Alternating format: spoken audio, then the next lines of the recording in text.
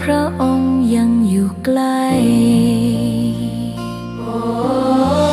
ขอกราบแทบบาทด้วยรักนิรันดร์น้ำตาหลั่งพลันจากใจคนไทยแม้เสด็จสู่ฟ้าไกลแต่พระหฤทัย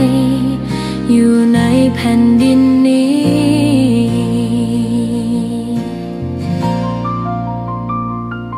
สวนดอกไม้ยังบานดังวันเก่าราวกับเจ้าดอกไม้รู้ว่าพระองค์จากไปแต่กลิ่นหอมยังพัดผ่านใจให้ระลึกถึงพระเมตตาแผ่นดินนี้ยังส่องสว่างด้วยพระคุณอันยิ่งใหญ่ขอเดินตามรอยเท้าแห่งพระแม่ไปด้วยศรัทธาไม่เสื่อมคลายขอกราบแทบบาทด้วยรักนิรันดร์น้ำตาหลั่งพลันจากใจคนไทยแม้เสด็จสู่ฟ้าไกลแต่พระหฤทัยอยู่ในแผ่นดินนี้ไทยทุกดวงขอพักดีขอถวายรักนี้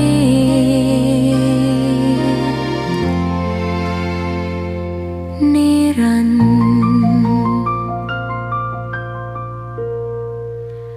แด่พระพันปีหลวง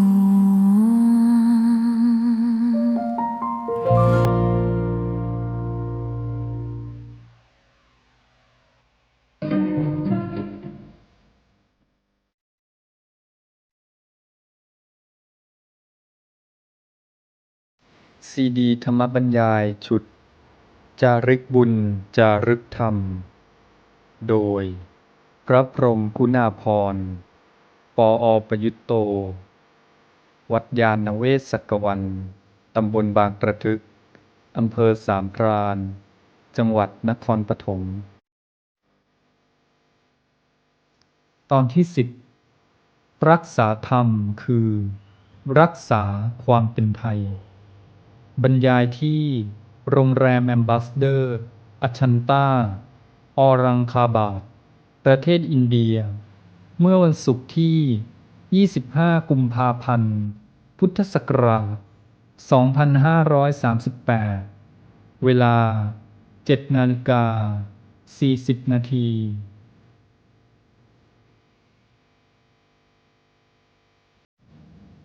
วันนี้คิดว่าเป็นธรรมกถาปิดรายการเพราะว่ารายการที่ไปเยี่ยมเยือนสถานที่สำคัญทางพระพุทธศาสนาก็ถือว่าจบลงในวันนี้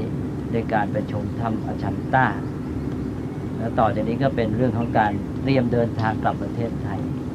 พรุ่งนี้ก็ไปเดลีกรุงเดลีก็ไม่ได้มีเรื่องอะไรเกี่ยวกับพุทธศาสนาเป็นเพียงสถานที่ที่ไปขึ้นเครื่องบินกลับประเทศไทยเท่านั้นเองนี้โยมบางท่านก็อยากจะฟังเรื่องธรรมปฏิบัติเรื่องกรรมฐานแต่เพราะเวลาของเราน้อยเรื่องที่เป็นเกี่ยวกับเฉพาะโอกาสเนี่ยอาตมาว่าจำเป็นกว่าเพราะฉะนั้นก็ควรจะพูดถึงเรื่องที่เราไปเยี่ยมเยือนมาก่อนต่อจากนั้นถ้ามีเวลาเหลือค่อยมาพูดกันเรื่องธรรมปฏิบัติทีในสำหรับรายการที่เราไปมาเรื่องถ้ำอชันตาเอลโลรานี่ก็ยังไม่มีเวลาไม่มีโอกาสที่จะพูดพร้อมกันกับโยมทุกท่านตอนที่มาถึงวันแรกหรือวันที่สองตอนไปถ้ำอชันตาอาตมาก็พูดบนรถคันที่1เล็กน้อยก็ไม่พร้อมกัน ในประการหนึ่งก็เป็นเพียงว่าพูดคร่าวๆเพราะฉะนั้นวันนี้โยมพร้อมกันก็ควรจะได้พูดเรื่องนี้อีกหน่อยหนึ่งแต่อย่างที่อาตมาได้ออกตัวไว้บนรถแล้วว่าเรื่องถ้ำอชันตาเอโลรานี้อาตมาเองก็มีความรู้น้อยเพราะเป็นเรื่องพระพุทธศาสนายุคหลังไม่มีในคัมภีร์แล้วในเมืองไทยเรานี่เราก็ไม่ค่อยรู้เรื่องพุทธศาสนาในประเทศอื่นแม้แต่ประเทศอินเดียที่เป็นต้นแหล่งเราเรียนพุทธประวัติก็แค่ความเป็นมาในพระชนมชีพหรือพุทธกิจของพระพุทธเจ้าแค่ปรินิพพานต่อจากนั้นเราก็จะเรียนเรื่องการสังคายนาเล็กๆน้อยๆพอให้รู้ว่ามีสังคายนาสำคัญกี่ครั้งแต่ละครั้งนั้นปรารภเหตุอะไรแล้วก็ทำที่ไหนแล้วก็ก้าวข้ามไปเลยคือจะไม่เล่าไม่เรียนเหตุการณ์ในระหว่างนั้นอย่างประวัติพุทธศาสนาในอินเดียนี่พระสงฆ์ในประเทศไทยนี่แทบไม่รู้เรื่องอันนี้ก็ต้องเป็นการค้นคว้าเองสำหรับเรื่องถ้ำอชันตาเอโลราก็เป็นเรื่องของพุทธศาสนาในอินเดียยุคหลังซึ่งเราเรียกได้ว่าเป็นพุทธศาสนาของอินเดียโดยเฉพาะเราก็เลยมีความรู้น้อยแต่ว่าถึงแม้จะรู้น้อยก็เราก็หาอ่านเอกสารอะไรต่างๆเอาแล้วก็ไม่ใช่ว่าที่อินเดียเองเขาจะรู้มากเขาก็รู้น้อยเหมือนกันเพราะชาวอินเดียนี่แทบไม่มีความรู้เรื่องเหล่านี้เลยที่มีบ้างก็อาศัยฝรั่งมากกว่าเพราะว่าถ้ำอชันตาเอโลรานี่ก็เป็นสถานที่สำคัญที่ถูกทอดทิ้งมาเป็นเวลาตั้งคิดว่า 700-800 ปีจนกระทั่งกลายเป็นพวกที่รกชัดเป็นป่า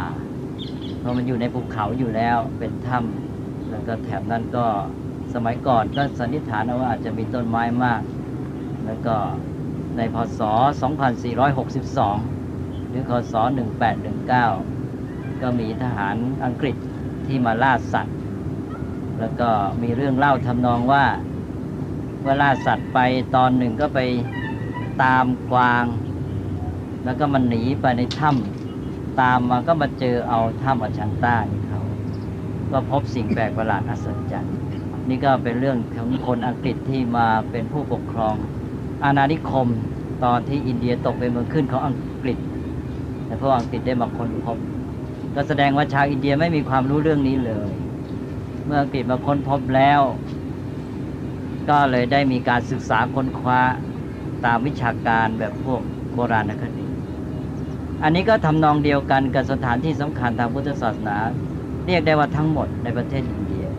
ที่ถูกทอดทิ้งรกร้างไปหมดแล้วอย่างเรื่องพระเจ้าอโศกนี่คนอินเดียก่อนอังกฤษมาปกครองไม่รู้จักพระเจ้าอโศกพระเจ้าอโศกนั้นหายไปกับประวัติศาสตร์หมดแล้วก็ฝรั่งก็มาค้นพบสถานที่สำคัญหลักศิลาจารึกอะไรต่างๆเหล่านี้ฝรั่งอังกฤษทั้งนั้นเลยมาค้นพบนั่นก็เรื่องราวเกี่ยวกับพุทธศาสนาในยุคเก่าๆเราก็มองในแง่หนึ่งก็เป็นนี่นักวิชาการนักประวัติศาสตร์นักโบราณคดีของตะวันตกพวกอังกฤษนี่มากพอสมควรอันนี้ในเมื่อเขาศึกษาค้นคว้ากันไปสำหรับถ้ำอชันตาเอโลรานี่ก็ได้ความรู้มาพอสมควรที่จะพูดต่อไปนี้ส่วนหนึ่งก็จะพูดตามที่เขาได้ค้นคว้าแล้วก็สันนิษฐานกันมาสิ่งเหล่านี้เราก็พูดได้ในแง่หนึ่งก็เป็นเรื่องของการสันนิษฐานยังไม่มีความรู้ที่ชัดเจนมากนักแต่การสันนิษฐานนี่ก็มีเหตุมีผลพอสมควรแล้วก็พูดไปตามแนวนั้นมันก็จะเป็นเรื่องทางด้านประวัติศาสตร์เรื่องของศิลปะเรื่องของโบราณคดีแล้วท่านที่สนใจในทางศิลปะนี่ก็จะมีมากหน่อยคือปัจจุบันนี้จะไปให้ความสำคัญในแง่ศิลปะมากจะเป็นเรื่องของสถาปัตยกรรมบ้าง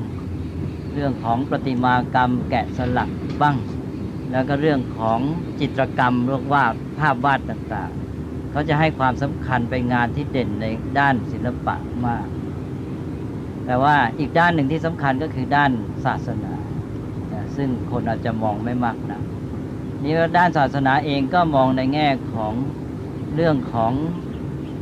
ภาพทางโบราณคดี หรือสิ่งที่ปรากฏทางโบราณคดีบางอย่างก็ไม่ค่อยลึกซึ้งอะไร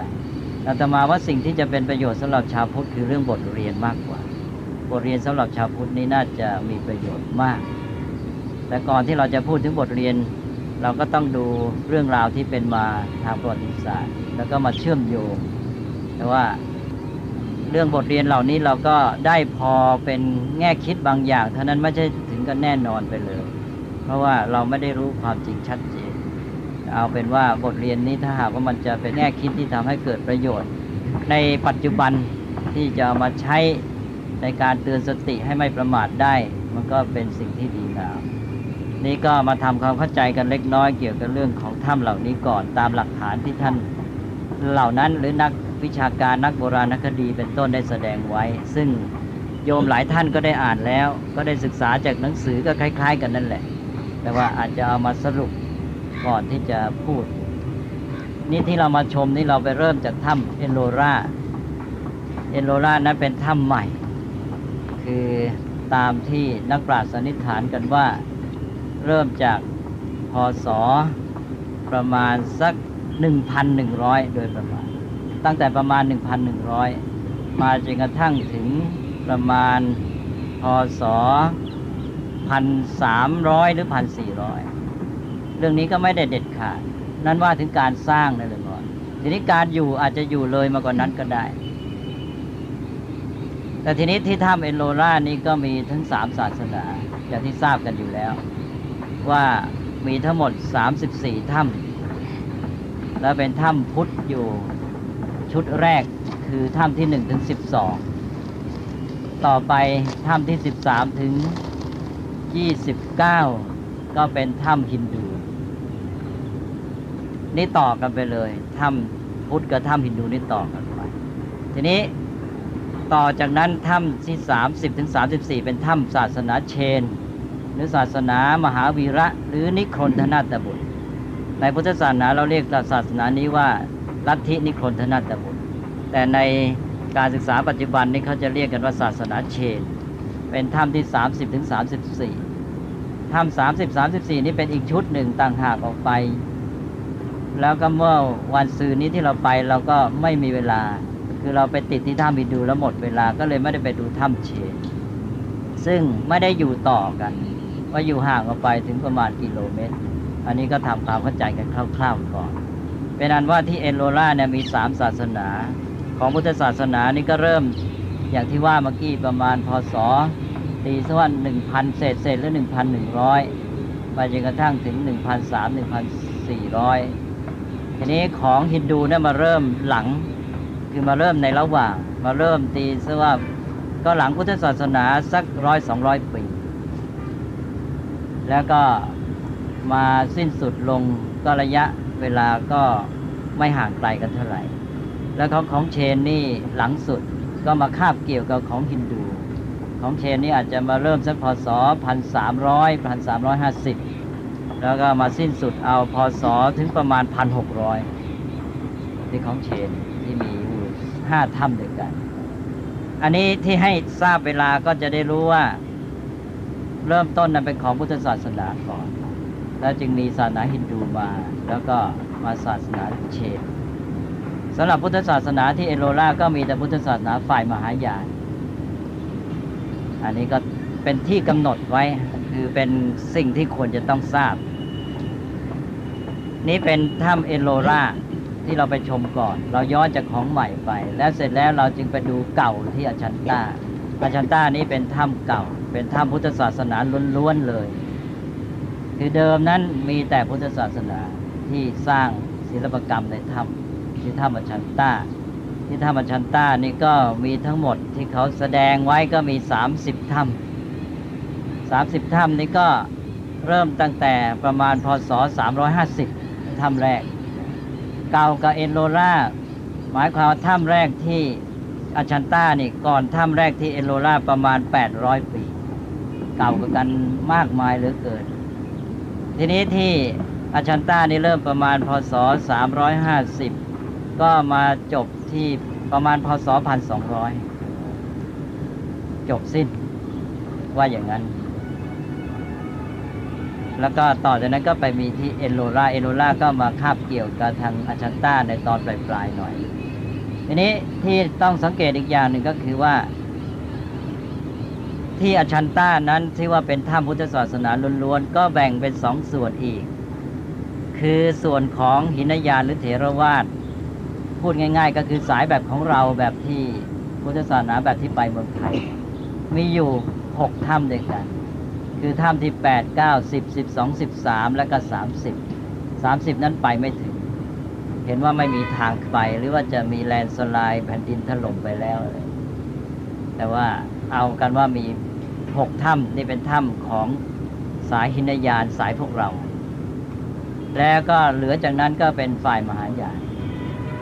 หลายถ้ำนี่ก็เป็นถ้ำผสมคือเป็นของหินยานแต่เดิมฝ่ายมหายานก็มาแต่งเติมทีหลังเช่นว่าสร้างถ้ำไว้แล้วทางด้านสถาปัตยกรรมและประติมากรรมทำไว้แล้วเป็นส่วนใหญ่แล้วทางฝ่ายมหายานก็มาเติมพวกจิตรกรรมพวกภาพวาดเพราะภาพวาดนี้แน่นอนว่าจะต้องมีการลบเลือนได้ไวเมื่อผ่านไปหลายร้อยปีเข้าภาพเก่าที่ทางฝ่ายเถรวาทภาพไว้ก็อาจจะเลือนไปลบไปฝ่ายมหายานก็ไปแต่งไปเติมไปวาดใหม่หรือจะลบทำใหม่มันก็ไม่ยากก็เอาเป็นว่าถ้ำเป็นของหินยานหรือเถรวาทแล้วมีบางถ้ำที่ปะปนที่ผสมหินยานยุคเก่าแล้วก็มหายานมาผสมตอนหลังแล้วที่เหลือจากนั้นก็มีตั้งเท่าไหร่ละ6ก็เหลืออีก24ถ้ำเป็นของมหายานนี่ของหินยานหรือเถรวาทนั้นที่ว่า6ถ้ำก็เก่ามากอย่างที่บอกเมื่อกี้ว่าประมาณพ.ศ. 350มาถึงประมาณสัก500เท่านั้นเองหรือ550คือของเถรวาทหรือมหายานนี่ทำอยู่ประมาณ200ปีแล้วก็ขาดช่วงตอนไปประมาณ400ปีของมหายานจึงมาเริ่มไม่ใช่ว่าต่อเลยนะเลยพรของนิยานนี่หายไป400ปีขาดช่วงแล้วมหายานมาต่ออันนี้ก็เป็นเรื่องที่แปลกนะมันก็คงเป็นเรื่องของการที่ต้องศึกษาต่อไปไม่รู้จะมีทางศึกษาค้นคว้าได้สำเร็จหรือเปล่าว่าทำไมหายขาดตอนไป400ปีและมหายานก็มาต่อก็หมายความว่ามหายานก็มาต่อตั้งพ.ศ. เท่าไหร่ล่ะทีนี้ตั้งพ.ศ. ตั้ง900หรือ800-900 ปีกว่าจะมาต่อมาจนกระทั่งจบยุคไปเลยนี่ก็เป็นเรื่องของความรู้ทั่วไปเบื้องต้นที่ควรจะทราบอันนี้ก็สิ่งที่ควรจะได้พิจารณาเป็นข้อสังเกตแล้วก็มาเชื่อมโยงกับเรื่องบทเรียนคือสิ่งเหล่านี้แสดงถึงความเจริญและความเสื่อมของพุทธศาสนาด้วยอย่างแน่นอนแต่ว่าเรื่องความเป็นเหตุปัจจัยในความเสื่อมความเจริญนั้นเนี่ยเรายังไม่อาจจะค้นคว้าให้ได้ชัดอาจจะเป็นความมืดอยู่ตลอดไปก็ได้แต่อย่างน้อยเนี่ยเราพบความแตกต่างอย่างที่บอกเมื่อกี้บอกว่าเริ่มต้นก็เถรวาทก่อนแล้วก็มามหายานแล้วก็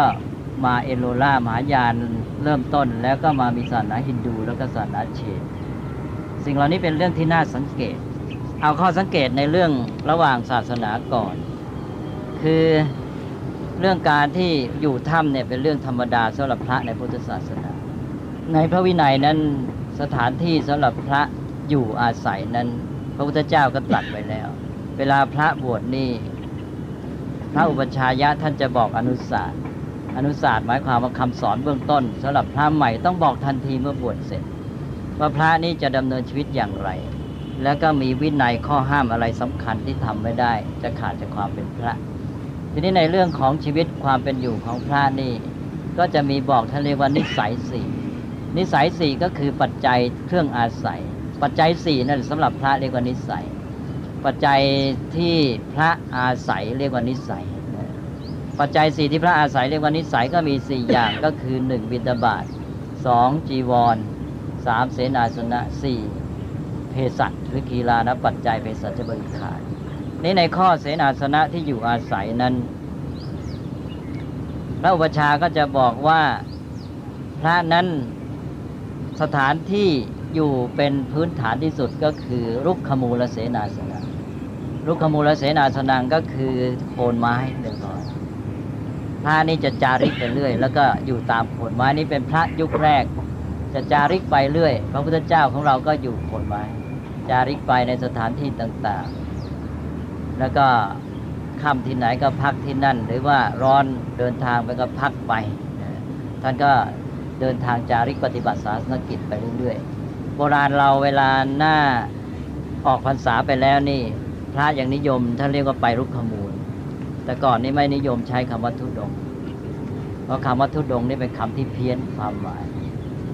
ใช้คำว่ารุกขมูลก็แปลว่าออกไปจาริกนั่นเองคือเดินทางไปพักตามโคนไม้เมื่อมีพระสงฆ์อยู่มากแล้วพระพุทธเจ้าก็ห้ามจำพรรษารุกขมูลห้ามจำพรรษาใต้ร่มไม้เพราะว่าไม่เหมาะสมแล้วก็ไม่ดีต่อสุขภาพเป็นต้นแต่ว่าเวลานอกพรรษาแล้วก็ไปได้อันนี้รุกขมูลก็หมายความพระนี่ก็ออกจาริกไปพักตามโคนไม้ต่อมาก็ถือว่าเป็นธุดงค์ข้อหนึ่งธุดงค์นั้นแปลว่าข้อปฏิบัติสำหรับขัดเกลากิเลสมี13ข้อด้วยกันเป็นข้อปฏิบัติเกี่ยวกับเรื่องจีวรบ้างเกี่ยวกับเรื่องอาหารบ้างเกี่ยวกับเรื่องที่อยู่อาศัยบ้างแล้วเรามาเข้าใจกันผิดไปว่าธุดงค์นั้นคือออกเดินจาริกไปความจริงพระออกบิณฑบาตเป็นประจำทุกวันก็เป็นธุดงค์ข้อหนึ่งพระถือจีวรใช้เพียง3 ผืนชุดเดียวไม่ใช้ผ้าที่เขาเรียกว่าอดิเรกคือ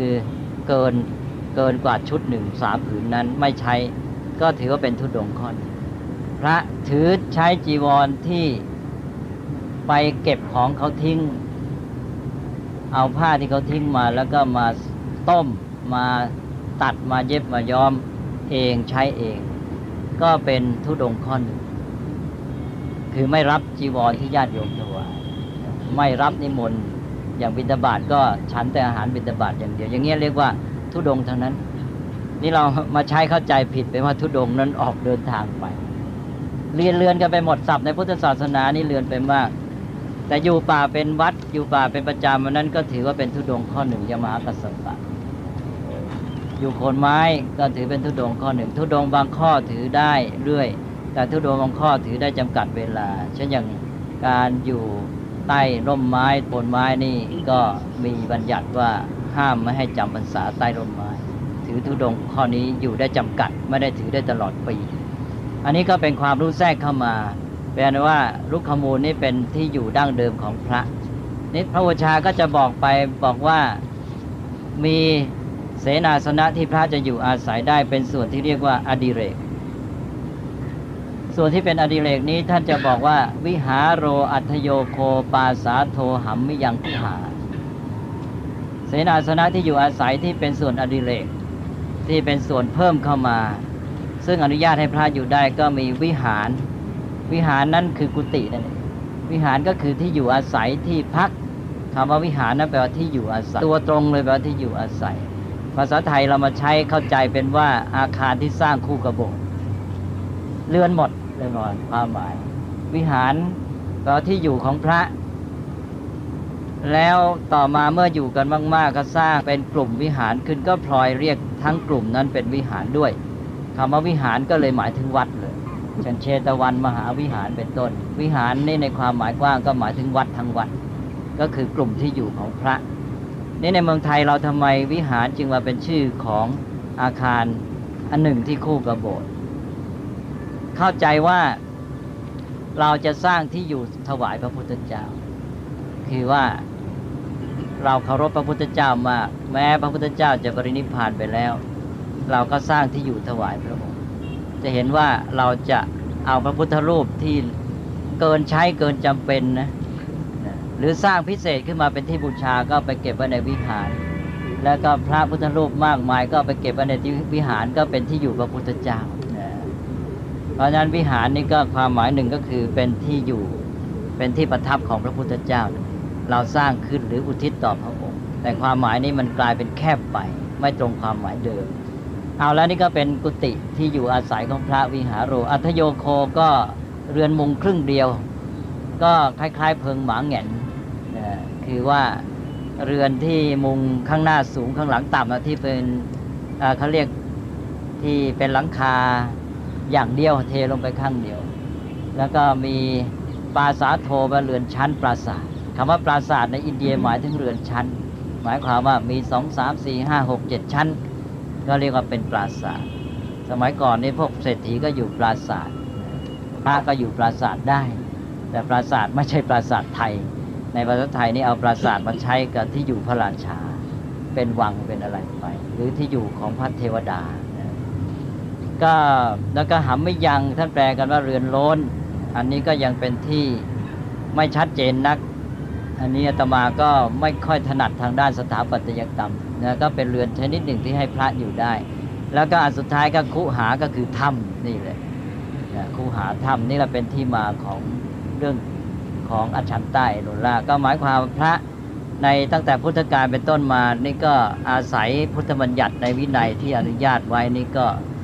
ที่ท่านต้องการวิเวกแสวงหาที่วิเวกก็ไปอยู่ถ้ำถ้ำก็อยู่ป่าอยู่เขาบางองค์ก็อยู่ป่าเป็นวัดแต่อยู่ป่าก็เข้ากับข้ออื่นคือต้องมีที่พักเป็นวิหารเป็นกุฏิอะไรอยู่นี่ก็เป็นเรื่องที่มาตามวินัยชีวิตของพระสงฆ์ก็มีจำนวนหนึ่งที่อยู่ถ้ำมาตลอดจึงเป็นเรื่องธรรมดาสำหรับพระสงฆ์ในพุทธศาสนาที่อยู่ถ้ำนี่ก็อาจจะเป็นไปได้ว่าเมื่อท่านอยู่ไปท่านอยู่นานๆแล้วก็ท่านที่อยู่นั้นบางท่านก็เป็นคนที่มีฝีมือบางท่านก็อาจจะเป็นพวก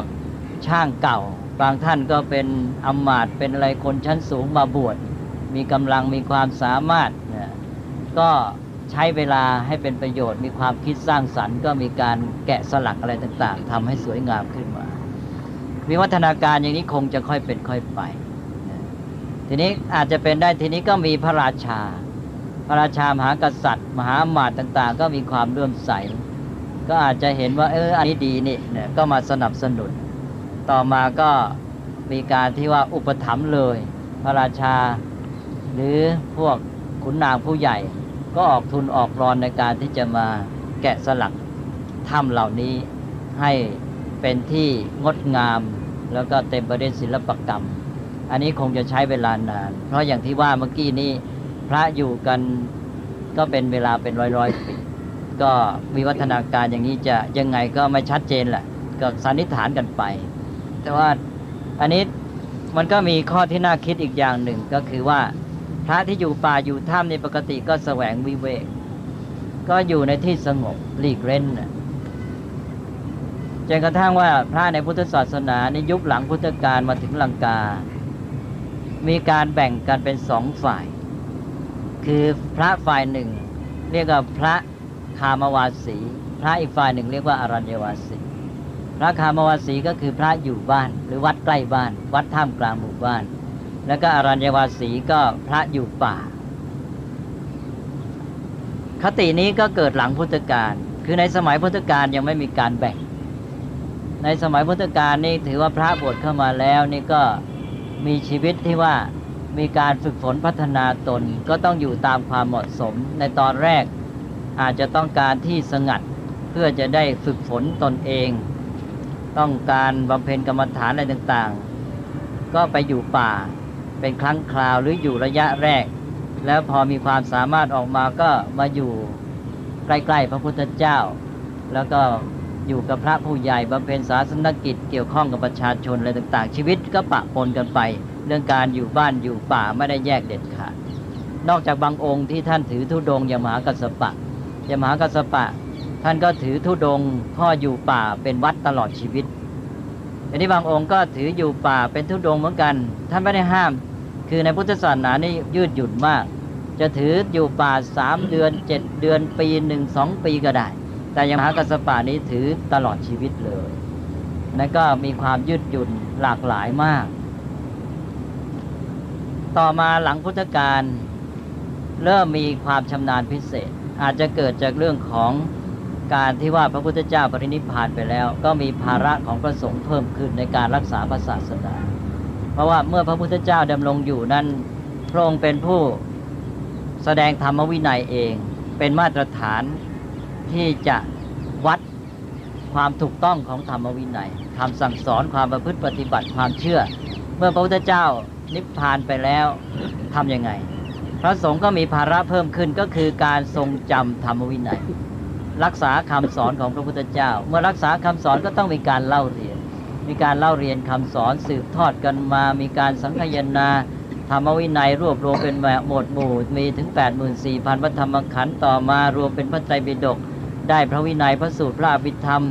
อย่างที่มาพิมพ์ในเมืองไทยได้ตั้ง45เล่มมากมายเหลือเกินนี้ทำไงพระก็มีภาระแล้ว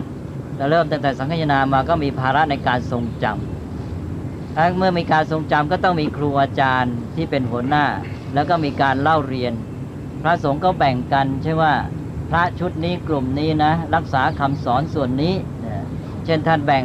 ในพระสูตรเป็นทีฆนิกายพระกลุ่มนี้ก็รักษาส่วนทีฆนิกายพระกลุ่มนี้รักษามัชฌิมนิกายพระกลุ่มนี้รักษานิกายอื่นว่ากันต่อไปอันนี้ก็เลยทำให้มีความชำนาญพิเศษแบ่งกันเป็นกลุ่มเป็นก้อนมีหัวหน้าทรงจำทีนี้การศึกษาก็เลยกลายเป็นเรื่องใหญ่พระจำนวนหนึ่งก็เลยกลายเป็นพระที่มีหน้าที่ในการศึกษาเมื่อมีหน้าที่ในการศึกษานี้ก็จะต้องอยู่เป็นกลุ่มเป็นก้อนก็อยู่กันใกล้หมู่บ้านรวมตัวกันก็เลยมีศัพท์ที่เรียกว่าคันธทุระขึ้นมาคันธทุระก็ธุระในการศึกษาพระคัมภีร์คันธะแปลว่าคัมภีร์คันธุระแปลว่าธุระในการศึกษาพระคัมภีร์แล้วก็พระที่อยู่ในฝ่ายคันธทุระก็มักจะเป็นพระคามวาสีอยู่บ้านอยู่วัดในบ้านนี้พระอีกพวกหนึ่งก็จะแยกไปที่ว่ามุ่งไปในการปฏิบัติในทางกรรมฐานก็ออกไปอยู่ป่าหาวิเวกเพราะว่าการปฏิบัติในเรื่องของกรรมฐานนั้นเหมาะกับการที่จะอยู่ในที่วิเวกหลีกเล่นค่อนข้างจะปลีกตัวเพราะฉะนั้นก็เกิดมีธุระอีกฝ่ายหนึ่งเรียกว่าวิปัสสนาธุระวิปัสสนาธุระก็ธุระในการเจริญวิปัสสนาก็รวมไปถึงการปฏิบัติตั้งแต่สมถะเป็นต้นไปด้วยเพราะวิปัสสนานี่ถือเป็นจุดยอดแล้วนี้ก็เมื่อมีวิปัสสนาธุระไปอยู่ป่าก็เลยเป็นอรัญญวาสีนั่นก็กลายเป็นว่าในเรื่องของการงานก็แบ่งเป็น2ส่วนคือคันธธุระในการศึกษาพระคัมภีร์แล้วก็วิปัสสนาธุระในการบำเพ็ญกรรมฐานโดยเฉพาะวิปัสสนาและส่วนในด้านตัวพระภิกษุก็แบ่งเป็น2พวกคือพระคามวาสีอยู่บ้านแล้วก็พระอรัญญวาสีอยู่ป่าในพระที่อยู่ถ้ำก็เป็นประเภทเดียวกับพระอยู่ป่าก็น่าจะเป็นพวกหลีกเล่นแสวงหาความสงบอันนี้ก็เป็นที่น่าสังเกตว่าต่อมาที่มีการทำศิลปกรรมต่างๆขึ้นในถ้ำนี้เป็นไปได้ไหมที่ว่าวัดในถ้ำเหล่านี้ได้วิวัฒนาการมาจนกระทั่งชักจะกลายเป็นวัดบ้านข้อสันนิษฐานอย่างนี้เราก็ไม่รู้ว่ามันมีความเป็นไปยังไงชัดเจนเช่นว่าภูเขาเหล่านี้ต่อมาถิ่นใกล้ๆนั้นอาจจะเจริญก็ได้เกิดมีบ้านเมืองขึ้นมาไม่ไกลแล้วก็ประชาชนก็มีชุมชนใหญ่มีประชาชนจำนวนมากไปวัดพระสงฆ์ก็มีความเกี่ยวข้องกับประชาชนก็เรียกอย่างภาษาปัจจุบันก็บริการประชาชนมากขึ้นมีการแสดงธรรมมีการสั่งสอนอะไรต่างๆที่เกี่ยวกับประชาชนมากขึ้นก็อาจมีการผลิตอะไรขึ้นมาเป็นสื่อเพื่อถ่ายทอดคำสอนของพระพุทธเจ้ามีการเขียนภาพพุทธประวัติแกะสลักเรื่องของพุทธประวัติแล้วก็มีภาพวาดนิทานชาดกอะไรต่างๆซึ่งเป็นเรื่องของคติธรรมสอนประชาชนแล้วก็ต้องการความสวยความงามแสดงว่าเป็นที่ที่ประชาชนมาทำบุญทำกุศลเป็นเครื่องที่บำรุงขวัญบำรุงจิตใจประชาชนแสดงว่าถ้ำเหล่านี้จะต้องเป็นที่ที่ประชาชนไปมาเสมอก็กลายเป็นว่าถ้ำเหล่านี้ไม่ใช่ที่วิเวกเลยกลายเป็นที่ที่คล้ายๆวัดบ้านเหมือนกันแล้วก็อาจจะมีบ้านเมืองมาอยู่ใกล้ๆแถวนั้นอันนี้เราก็ไม่สามารถรู้ชัดเจนได้อันนี้ก็เป็นเรื่องที่ว่าถ้าเป็นอย่างนี้จริงก็แสดงถึงความเปลี่ยนแปลงในเรื่องของวิถีชีวิตของพระเหมือนกันแล้วมันจะเป็นส่วนหนึ่งของการนำไปสู่ความเสื่อมด้วยหรือเปล่าก็ไม่ทราบนะอันนี้ก็เป็นเรื่องที่น่าตั้งข้อสังเกตอาจจะเป็นทั้งส่วนหนึ่งของความเสื่อมอีกส่วนหนึ่งของความเจริญก็ได้แต่นี่ก็คือเรื่องของความเป็นมาในพุทธศาสนาและทีนี้เดิมนั้นบอกแล้วว่าเป็นเรื่องของเถรวาทก่อนมาสร้างขึ้นพระเดิมก็เป็นพระแบบเก่าก็คือพระหินยานหรือเถรวาทต่อมาพุทธศาสนาแบบเถรวาทนี้ได้เสื่อมไปจากอินเดียก่อนแค่ประมาณพศ 400-500 นี่ก็เสื่อมมากแล้วก็ไปตั้งหลักมั่นเอาในลังกา พุทธศาสนาแบบเถรวาทของเราที่มีมาถึงปัจจุบันนี้ เราก็รับสายลังกาอีกทีเดิมนั้นรับสายพระเจ้าอโศกพระเจ้าอโศกนั้นเก่ามากตั้งแต่พศ218และสังคายนาประมาณ234หรือ235นั้นส่งพระศาสนทูตไปประกาศพระศาสนาครั้งหนึ่งแล้วก็ว่าไปถึงสุวรรณภูมิคือประเทศไทยของเราด้วยแต่ยุคนั้นคนไทยก็ว่ายังมาไม่ถึงยังเป็นดินแดนทวาราวดีอันนี้ก็เป็นเรื่องของนักประวัติศาสตร์ไปแต่ทีนี้แบบปัจจุบันเนี่ยเพิ่งเริ่มสมัยสุโขทัยสมัยสุโขทัยนี่เอาพุทธศาสนาจากลังกาตอนนั้นลังกานี่เป็นที่มั่นของพุทธศาสนาเถรวาทส่วนในอินเดียนั้นพุทธศาสนาเถรวาทแบบของเราเนี่ยเสื่อมไปแล้วพอถึงพศ600นี่ก็เป็นยุคมหายานพุทธศาสนาแบบมหายานนี่เจริญรุ่งเรืองตั้งแต่พศประมาณหลังจาก500นั่นแหละแต่600นี่ก็ถือว่ามหายานชัดเจนแล้วก็เป็นยุคมหายานเรื่อยมาเลยนี้ถ้ำเหล่านี้ก็เห็นได้ว่ามียุคเถรวาทอยู่แค่ถึงประมาณพศ550แล้วต่อจากนั้นขาดตอนมามหายานตอนต้นไม่สนใจหรือไหนไม่ทราบถึงได้ทิ้งไปตั้ง400ปีแล้วเกิดนึกยังไงก็มาต่อมาสร้างถ้ำเหล่านี้ขึ้นมาตอนที่เป็นถ้ำมหายานนี้จะมีความวิจิตรพิสดารมากขึ้นเพราะตอนนี้พวกฝีมืออะไรต่างๆก็ย่อมต้องเก่งขึ้นเป็นธรรมดาแล้วพระยุคแรกก็มุ่งในการที่ว่ายังมีความสืบต่อจากประเพณีเดิมของฝ่ายเถรวาทพระที่มาอยู่อาศัยมีความสงบมีความวิเวกหลีกเล่นอะไรเนี่ยอันนี้ก็เชื่อมต่อมามหายานก็จะสนองความต้องการของประชาชนมากขึ้นก็จะมีความประสานกลมกลืนกับลัทธิของศาสนาฮินดูมากขึ้นแล้วมาถึงตอนหลังก็คือมีถ้ำของฮินดูแล้วก็เชนตอนนี้แหละที่อยากจะตั้งข้อสังเกตอีกหน่อยหนึ่งได้บอกแล้วว่าสำหรับพระในพุทธศาสนานั้นเรื่องการอยู่ถ้ำนั้นเป็นวิถีชีวิตของท่านเลยเป็นทางเลือกอย่างหนึ่งในการเป็นอยู่แต่เป็นที่ประหลาดใจมากว่าทำไมฮินดูจึงมาสร้างถ้ำเหล่านี้ขึ้นมาเพราะว่าฮินดูนั้นไม่ได้มีเรื่องของการที่จะอยู่ถ้ำไม่มีวิถีชีวิตไม่มีพระสงฆ์ที่จะมาอยู่ถ้ำแล้วก็สร้างถ้ำนี้ทำไมอันนี้เป็นปริศนาที่น่าพิจารณาพระนั้นสร้างเพราะตัวอยู่แม้ญาติโยมพระราชามหากษัตริย์อมาตย์มาสร้างก็เพื่อถวายให้พระอยู่แต่ว่าฮินดูมาสร้างทำไมเมื่อมาสร้างมันก็กลายเป็นเทวาลัยเป็นที่อยู่ของเทวดาไม่ใช่ที่อยู่ของคนสร้างถ้ำให้เป็นที่อยู่ของเทวดาไปเป็นเทวสถานไม่เกี่ยวกับเรื่องของนักบวชหรือคนที่จะมาอยู่อาศัยนี่ก็เป็นเรื่องที่น่าสังเกตว่าสร้างทำไมในแง่หนึ่งก็อาจจะเป็นได้ว่าเพื่อจะข่มพุทธศาสนาและแสดงความยิ่งใหญ่อาจจะเป็นอย่างนี้ก็ได้แต่อันนี้ก็เป็นเพียงจุดสังเกตอันหนึ่งแต่ที่สำคัญกว่านั้นก็คือว่า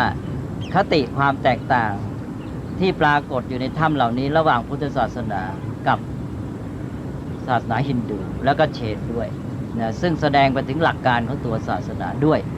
อันนี้แหละเป็นข้อพิจารณามันมีอะไรอยู่ในนี้แฝงอยู่หลายอย่างทีเดียวนะก็เริ่มต้นคือเราจะเห็นว่าในการสร้างถ้ำเหล่านี้ศิลปกรรมต่างๆในพุทธศาสนานั้นเป็นเรื่องของมนุษย์เป็นเรื่องการอยู่กับธรรมชาติเป็นเรื่องของคุณธรรมเราจะสร้างถ้ำเหล่านี้แล้วก็มีภาพพุทธประวัติมีภาพนิทานชาดกเพื่อสั่งสอนคติธรรมนะคติธรรมเหล่านี้นิทานชาดกเป็นต้นก็จะเป็นเรื่องของการอยู่ท่ามกลางธรรมชาติอยู่กับป่ากับเขากับต้นไม้อยู่กับสิงสาราสัตว์มีนิทานชาดกก็เล่าเรื่องคติธรรมที่แสดงความอยู่ร่วมกันได้ดีระหว่างมนุษย์ด้วยกันแล้วก็สัตว์ทั้งหลายให้มีเมตตากรุณาอย่างนั้นจะมีเช่นว่าศรีวิชาดกศรีวิราชชาดกอาตมาก็จะยกมาเล่าเป็นตัวอย่างอย่างศรีวิราชชาดกก็จะพูดถึงว่าเหยี่ยวตัวหนึ่งนี่ไล่นกพิราบมานกพิราบมาพระราชาก็ไปช่วยนกพิราบไว้ไปช่วยนกพิราบนี่ก็เมตตากรุณาช่วยนกพิราบให้พ้นจากเหยี่ยวก็มาทวงว่าอ้าวมาแย่งเหยื่อของตัวไปแย่งเหยื่อของตัวไปนี่ไม่ได้ไม่ชอบทำใช่ไหมพระราชานี่ก็ ตกลงว่าฉันจะยอมเสียสละเนื้อในตัวของฉันเนี่ยเท่าเนื้อของนกพิราบให้แก่เหยี่ยวนี่ก็เป็นความเสียสละของพระราชาไม่เอาเปรียบเหยี่ยวนะไม่เอาเปรียบเหยี่ยวในอุตสาห์เสียสละก้อนเนื้อในตัวเนี่ยเท่ากับเนื้อของนกพิราบเพื่อจะช่วยชีวิตนกพิราบอย่างนี้เป็นเรื่องของความเสียสละหรืออย่างนิโครธมิคชาดกที่เราพูดกันที่ป่ายสิปัตตนมฤคทายวันก็ดูเหมือนจะมีในนี้ด้วยนะแต่มาคล้ายๆเคยเล่ามีอยู่ในนี้เหมือนกันชาดกนี้ก็จะเล่าซึ่งความเสียสละของเนื้อโพธิสัตว์ที่ว่าตอนนั้นมีเนื้อที่ตกลงกับพระราชาเพื่อจะสงวนพันเนื้อไว้เพราะพระราชานี่ล่าสัตว์ตลอดเวลาพระราชาก็เลยไปตกลงกันว่าจะยอมเสียชีวิตให้แก่พระราชาวันละ1 ตัวแล้วก็จัดวาระจัดเวรกันเข้ามาให้เนื้อหรือกวางเนี่ยได้สละชีวิตของตนมายอมให้ถูกฆ่าวันละตัวละตัวมาคราวหนึ่งก็มาถึงเวรของแม่เนื้อลูกอ่อนหรือแม่กวางลูกอ่อนกวางโพธิสัตว์ก็เลยสละชีวิตขอเข้าไปแทนลำดับนั้นให้แม่เนื้ออยู่เพื่อจะเลี้ยงลูกต่อไปอันนี้ก็เป็นเหตุให้พระราชาแปลกใจคือเรื่องมันไปถึงพระราชาก็เลยมีการสนทนากันแล้วก็เนื้อโพธิสัตว์นี้ก็ได้แสดงธรรมได้โอกาสแสดงธรรมแก่พระราชาทำให้พระราชานี่มีจิตเมตตากรุณาก็เลยให้อภัยกันเนื้อไม่ฆ่าอีกต่อไปอะไรต่างๆก็มีเรื่องความเป็นมาเนี่ยอันนี้เป็นคติธรรมเรื่องของการอยู่ร่วมกันของมนุษย์การมีคุณธรรมความเสียสละมีเมตตากรุณาเนี่ยนี่เป็นคติของพุทธศาสนาทีนี้เรามาดูของฮินดูพอมาดูของฮินดูนะโยมเห็นก็ชัดแล้วใช่ไหมภาพของฮินดู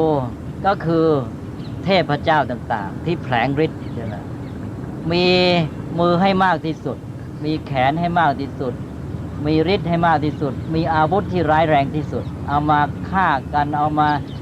ปราบปรามกันนะหนึ่งก็คือว่าเต็มไปด้วยเรื่องฤทธิ์เรื่องปาฏิหาริย์เรื่องเหนือธรรมชาติพุทธศาสนานี่อยู่กับธรรมชาติเป็นเรื่องของมนุษยธรรมแต่ของฮินดูนั้นเป็นเรื่องที่เรียกฝรั่งว่า supernatural เหนือธรรมชาติเทวดานี่เก่ง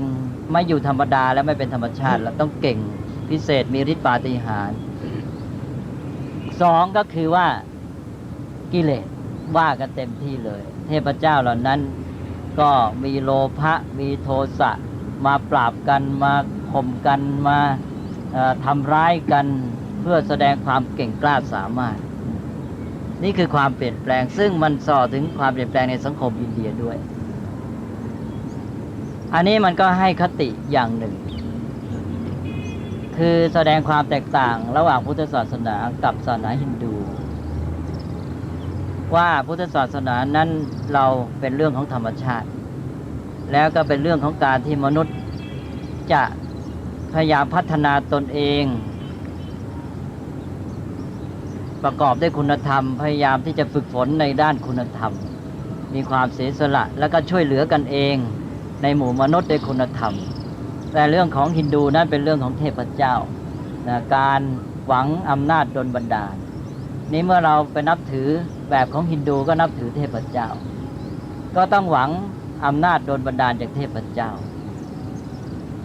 หวังอำนาจดลบันดาลจากเทพเจ้านี่ก็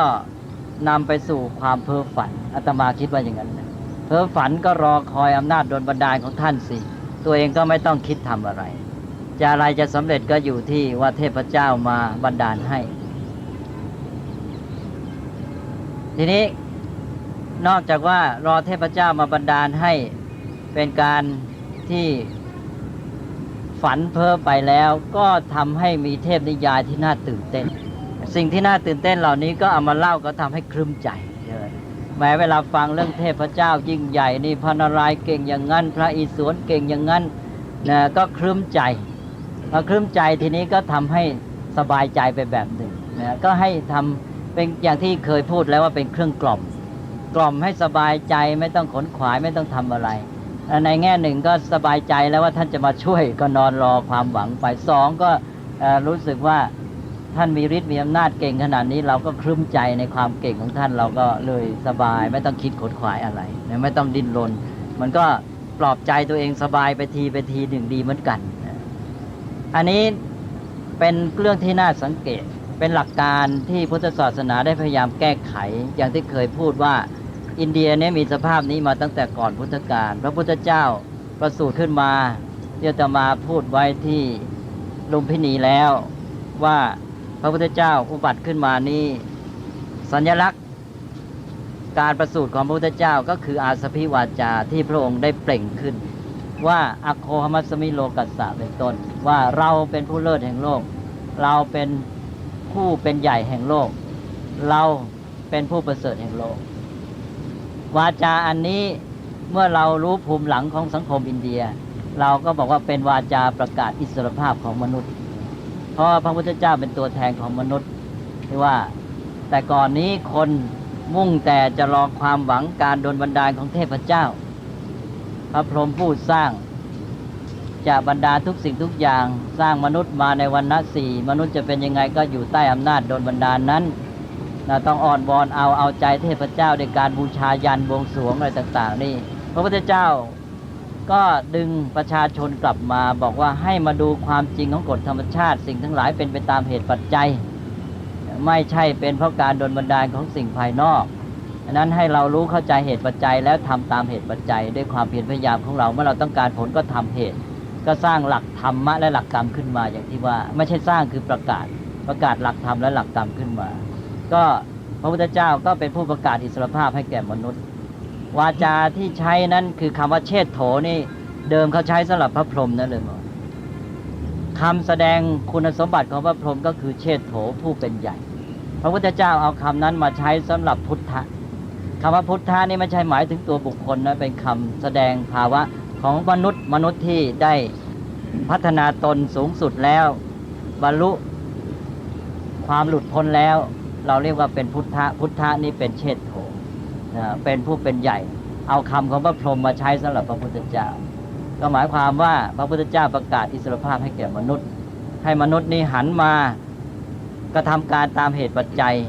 ทำการต่างๆด้วยความเพียรพยายามของตนนี่ก็พอ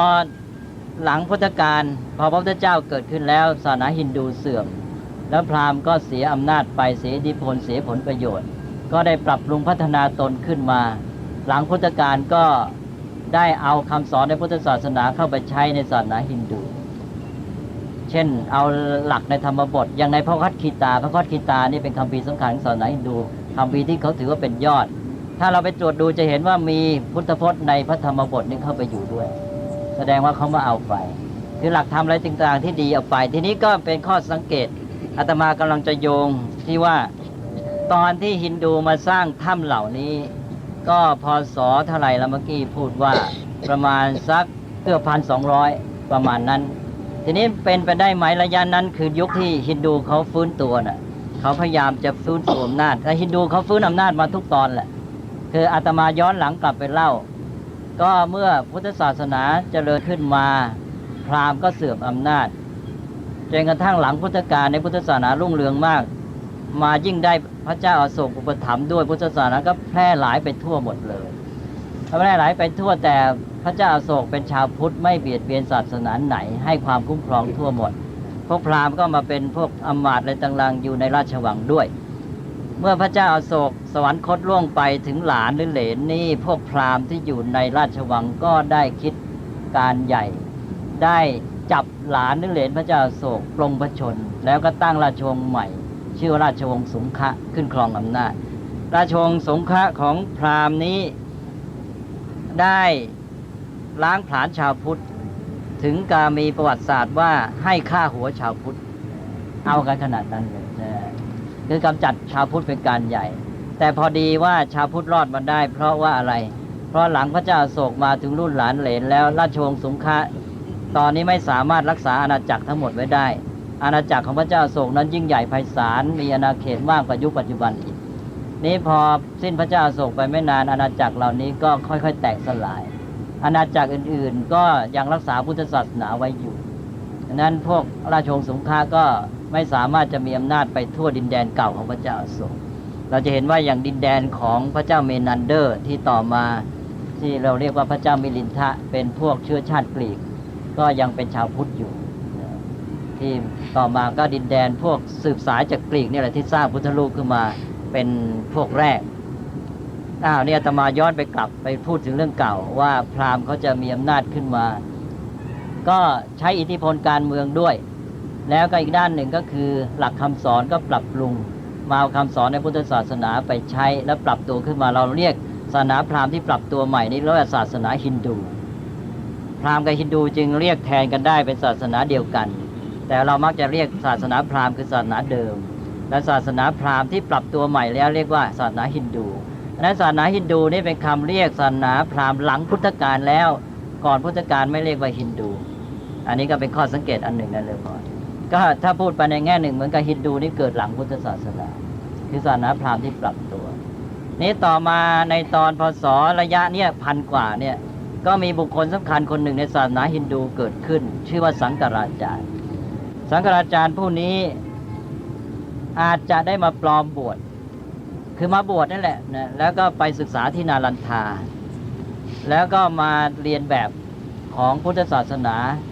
ทั้งคำสอนและก็ระบบการสถาบันด้วยคือสังฆราชานี่ได้ไปตั้งคณะสงฆ์ฮินดูขึ้นในศาสนาพราหมณ์นั้นเดิมเขาไม่มีนักบวชแบบของเรานักบวชเป็นพราหมณ์อยู่บ้านเขามีลูกมีเมียครองเรือนพราหมณ์นั้นอยู่บ้านเลยทีนี้พอมาถึงสังฆราชานี้ได้ตั้งคณะสงฆ์ของฮินดูขึ้นมาได้ตั้งให้สร้างวัดให้เรียนแบบพุทธศาสนาขึ้นอันนั้นคำสอนก็ให้เรียนคล้ายๆกันแล้วก็มีสถาบันมีวัดมีคณะสงฆ์ขึ้นมาคล้ายๆพุทธศาสนาด้วยนี้อาตมาเคยเล่าที่นารันทาแล้วว่าพุทธศาสนายุคหลังนี่พอเจริญมากขึ้นก็ไปรวมตัวกันที่ศูนย์กลางใหญ่ๆเช่นที่มหาวิทยาลัยนารันทาเป็นต้นได้รับการอุปถัมภ์จากญาติโยมจากมหากษัตริย์ก็มัวแต่ไปยุ่งกับเรื่องภายในของตัวเองขาดการสัมพันธ์กับประชาชนและชนบทก็อ่อนแออันนี้ก็อาจจะเป็นจุดหนึ่งที่ว่าเมื่อวัดพุทธในชนบทอ่อนแอก็พวกฮินดูก็เข้าครองแล้วก็คล้ายๆกันอยู่แล้วก็อาจจะเข้ามาช่วยมาทำหน้าที่แทนบ้างอะไรบ้างต่อมาก็กลืนหมดไปนี่พุทธศาสนามาอยู่ในเมืองใหญ่ๆต่อมาพอมุสลิมยกทัพมากำจัดก็ฆ่าที่ศูนย์กลางหมดชนบทไม่มีเหลือก็เลยหมดกำลังอันนี้ก็เป็นส่วนหนึ่งของความเสื่อมสูญของพุทธศาสนานี่ก็ขอย้อนกลับมาพูดถึงว่าเมื่อสังฆราชาได้ตั้งคณะสงฆ์อะไรต่ออะไรเรียนแบบพุทธศาสนาแล้วก็ถ้ำของฮินดูนี่สร้างขึ้นในพ.ศ. ช่วง 1,200 จะเป็นไปได้ไหมเป็นช่วงที่ฮินดูได้ทำแบบเรียนแบบพุทธศาสนาแล้วนี้อันนี้ก็เป็นเรื่องหนึ่งที่ว่าเป็นเพียงข้อสันนิษฐานนะเลยบอกว่าอาจจะเชื่อมโยงกันได้แต่ว่าเมื่อสร้างขึ้นมาแล้วมันก็เป็นเทวสถานเทวไลยเป็นที่อยู่ของเทวดาไปซึ่งเราจะเห็นได้ชัดที่ถ้ำไกรลาดมันไม่ใช่ที่อยู่ของคนแล้วตัดเขาออกมาไม่เหมือนเดิมแล้วเดิมนั้นเป็นถ้ำเจาะเข้าไปมีถ้ำก็คือข้างบนมันก็ยังเป็นภูเขาอยู่แล้วก็จะได้เป็นหลังคาทีนี้ที่ไกรลาดเนี่ยมันไม่ใช่เป็นถ้ำแล้วใช่ไหมเลยเจาะลงมาเลยให้สว่างเป็นฟ้าเป็นเทวไลยอยู่กลางในภูเขาไปเลยมันคนละลักษณะแล้วมันเปลี่ยนแปลงไปหมดแล้วเนี่ยความเปลี่ยนแปลงต่างๆที่เกิดขึ้นอันนี้ก็เป็นข้อสังเกตอาตมาก็จะขอยกไปพูดถึงเชนบ้างอันนี้คือพูดถึงเทียบกับฮินดูนิดหน่อยทีนี้ทางฝ่ายศาสนาเชนของมหาวีระนั้นเขาเป็นศาสนาที่มีมาแต่พุทธกาลเหมือนกันเกิดเรียกว่าอาจจะก่อนพระพุทธเจ้านิดหน่อยนี้ศาสนาเชนนี้ก็เดิมก็ไม่เห็นมีเรื่องมาอยู่ถ้ำแบบนี้อยู่ๆก็มาโผล่แต่นี้เชนนั้นมีลักษณะอย่างหนึ่งเขาเรียกว่านิครนธนาตบุตรคำว่านิครนนั้นแปลว่าไม่มีกิเลสเครื่องผูกรัดไม่มีกิเลสผูกรัดหมายความว่าไม่ยึดถืออะไรทั้งสิ้นไม่มีกิเลสไม่มีความยึดถือไม่ยึดติดถือมั่นในสิ่งทั้งหลายแม้แต่ผ้าก็ไม่ต้องนุ่งอันนั้นพวกเชนหรือนิครนนี่เขาถือว่าเขาไม่ยึดติดถือมั่นในอะไรเขาก็เลยไม่นุ่งผ้าเพราะว่านุ่งผ้าก็แสดงว่ายังยึดติดถือมั่นในอะไรอยู่ใช่ไหมนี่เขาสละความยึดติดถือมั่นถึงขนาดไม่ต้องนุ่งผ้าเลยอันนี้เพราะฉะนั้นศาสดามหาวีระหรือเชนนั้นก็ไม่นุ่งผ้า นี้ถ้ำของเชนนั้นก็สร้างแบบของพุทธเหมือนกัน รูปของมหาวีระนั้นเหมือนพระพุทธรูปเลย ชาวพุทธมาไม่รู้จักแยกนั้นนึกว่าเป็นพระพุทธรูปเหมือนกันหมดทุกอย่างมีอย่างเดียวที่ต่างคือไม่นุ่งผ้าเพราะนั้นถ้าไปที่ถ้ำเชนเนี่ยเสียดายโยมไม่ได้ไปคือว่าไม่ได้เห็นรูปมหาวีระหรือนิครนธนาถบุตรที่ว่าเหมือนพระพุทธรูปเลยแต่ว่าไม่นุ่งผ้าศาสนานี้ก็แปลมีลักษณะอย่างนี้คือว่าถือว่าตนเองเนี่ยไม่มีความยึดติดถือมั่นในอะไรทั้งสิ้นปล่อยวางทั้งหมดนะแม้แต่ผ้าก็ไม่นุ่งทีนี้มารุ่นลูกศิษย์ก็ได้แตกเป็น2 นิกายเพราะอีกนิกายหนึ่งเห็นจะไม่ไหวไม่นุ่งผ้าก็เลยนุ่งผ้าขึ้นมาเป็นนุ่งผ้าขาวเกิดเป็น2 นิกายนิกายหนึ่งเป็นที่คำพรนุ่งลมห่มฟ้าและอีกนิกายหนึ่งเสวยตำพรนุ่งผ้าขาวอย่างที่เราไปเห็นที่สาทวีที่นาลันทานะที่เป็นนั่งในพิธีที่อาตมาไปอยู่นั่นนะเป็นผู้หญิง2 คนนะเป็นนักบวชของนิครนธนาถบุตรนักบวชนิกายเสวยตำพรนุ่งผ้าขาวนะไม่ถึงกับแก้ผ้าอันนี้ก็เป็นเรื่องของศาสนาเชนศาสนาเชนก็มาสร้างถ้ำนี้ด้วยในยุคหลังๆที่บอกเมื่อกี้ว่าประมาณสักพ.ศ. 1,300อะไรขึ้นมา 1,300-1,400 เนี่ยที่นั่นอันนี้ก็มีคติอย่างหนึ่งที่เราให้มาพิจารณาว่าพุทธศาสนานี้เราก็บอกไม่ยึดติดถือมั่นเหมือนกันศาสนาเชนเขาไม่ยึดติดถือมั่นอยู่อย่างธรรมชาตินะถึงขนาดที่ไม่นุ่งผ้าแต่พุทธศาสนานี่เราเป็นมัชฌิมาปฏิปทาทางสายกลางความไม่ยึดติดถือมั่นนั้นหมายถึงโดยจิตใจที่เป็นอิสระไม่เป็นทาสของวัตถุของสิ่งทั้งหลายแต่ด้วยปัญญาที่รู้เข้าใจความจริงนั้นก็รู้เหตุรู้ผลในสมมติปฏิบัติต่อสมมติให้ถูกต้องปฏิบัติต่อสมมติด้วยความรู้เท่าทันทำไปตามเหตุผลดังนั้นในพุทธศาสนาจะมีลักษณะที่เต็มไปด้วยความรับผิดชอบอย่างที่อาตมาได้เคยพูดไปทีหนึ่งแล้วว่าความไม่ยึดมั่นถือมั่นไม่ใช่หมายความว่าไม่เอาเรื่องเอาราวอะไรดังนั้นถ้าเราศึกษาพระพุทธศาสนาให้ครบเนี่ยเราจะเห็นได้จากด้านพระวินัยว่าพุทธศาสนาที่แท้เป็นอย่างไรถ้าเราไปศึกษาในแง่ธรรมะแล้วเราไม่รู้จริงเราจะมองไปว่าพุทธศาสนาธรรมะสอนว่าอะไรแต่อะไรก็ไม่เที่ยงเป็นทุกข์เป็นอนัตตาไม่ควรยึดมั่นถือมั่นปล่อยวางไม่เอาเรื่องเอาราวอะไรแต่อะไรก็เป็นไปตามธรรมดาของมันก็เรียกว่าไม่ยึดติดถือมั่นบางทีไปศึกษาธรรมะอย่างเดียวพลอยโน้มเองไปทางนั้นไม่มีเครื่องเตือนสติแต่พอมาศึกษาพระวินัยแล้วจะเห็นชัดเลยพระวินัยนี่อย่างที่อาตมาพูดและชีวิตของพระซึ่งจะต้องเป็นแบบอย่างหมายความว่าชีวิตของพระนี่อยู่ตามวินัยเอาอะไรเป็นแบบก็เอาชีวิตของท่านผู้หลุดพ้นนั่นแหละเป็นแบบวินัยก็แสดงถึงความมุ่งหมายว่าการดำเนินชีวิตของพระที่เป็นอยู่ในโลกนี่เป็นอย่างไรคือการยอมรับความจริงของสมมติอย่างพระมีจีวรก็3 ผืนนะแต่ว่าท่านต้องมีความรับผิดชอบในสิ่งที่ท่านเกี่ยวข้องพระนี่แม้จีวรจะขาดถ้ามีรูโหว่เท่าหลังตัวเลือดปล่อยไว้ไม่ปะชุนต้องอาบัติมีความผิดนี่ความรับผิดชอบขนาดไหนเลยก่อนมันตรงข้ามเลยใช่ไหมถ้าเราไปนึกว่าไม่เอาเรื่องเอาราวไม่ซึ่งยึดมั่นถือมั่นจีวรจะเป็นยังไงก็ช่างมันสกปรกก็ช่างมันจะขาดจะผุอาตมาว่าคนอินเดียถ้าจะไม่ยึดมั่นถือมั่นอยู่ง่ายนะยังไงก็ได้นะมันจะขาดยังไงมันจะสกปรกยังไงช่างแต่ว่าวินัยของพระนี่ไม่ได้เลยพออย่างที่ว่าเมื่อกี้นี้แม้แต่ขาดรูโหว่เพียงหลังเลือดไม่รีบปะชุนต้องอาบัติมีความผิดปล่อยไม่ได้สกปรกไม่ได้เลยว่าเดี๋ยวจะเห็นว่าไอ้พระองค์ไหนสกปรกแหมแสดงว่าท่านไม่ยึดมั่นถือมั่นแล้วก็เลยเลื่อมใสไปใหญ่ไปกันใหญ่นี่แหละธรรมวินัยจึงคู่กันในพุทธศาสนาไม่ยอมรับการปฏิบัติของเชนที่ว่าไม่นุ่งผ้าและแสดงความไม่ยึดมั่นถือมั่นพุทธศาสนาบอกว่าเราต้องเข้าถึงความจริงของสิ่งทั้งหลายแต่ว่าเรามีใจเป็นอิสระไม่ตกเป็นทาสของวัตถุเหล่านั้นแต่ว่าเรายอมรับความจริงโดยเหตุผลว่าสิ่งที่มนุษย์ได้วางกันเป็นสมมตินี้ก็เป็นไปตามความมุ่งหมายในการใช้ประโยชน์ในสังคมต้องปฏิบัติไปตามเหตุผลด้วยปัญญาเพราะนั้นพระอรหันต์ก็กลายเป็นผู้นำในการที่ปฏิบัติตามสมมติกลายเป็นว่าพระอรหันต์เนี่ยถือสมมติสำคัญเลยเอาจริงเอาจังกับเรื่องสมมติแต่รู้เท่าทันเพราะสมมตินี่เป็นเรื่องสำหรับรู้เท่าทันและปฏิบัติด้วยความรู้เท่าทัน แต่ไม่ใช่หมายความว่าเป็นสิ่งเหลวไหลหลายท่านจะเข้าใจสมมติเป็นเหลวไหลไป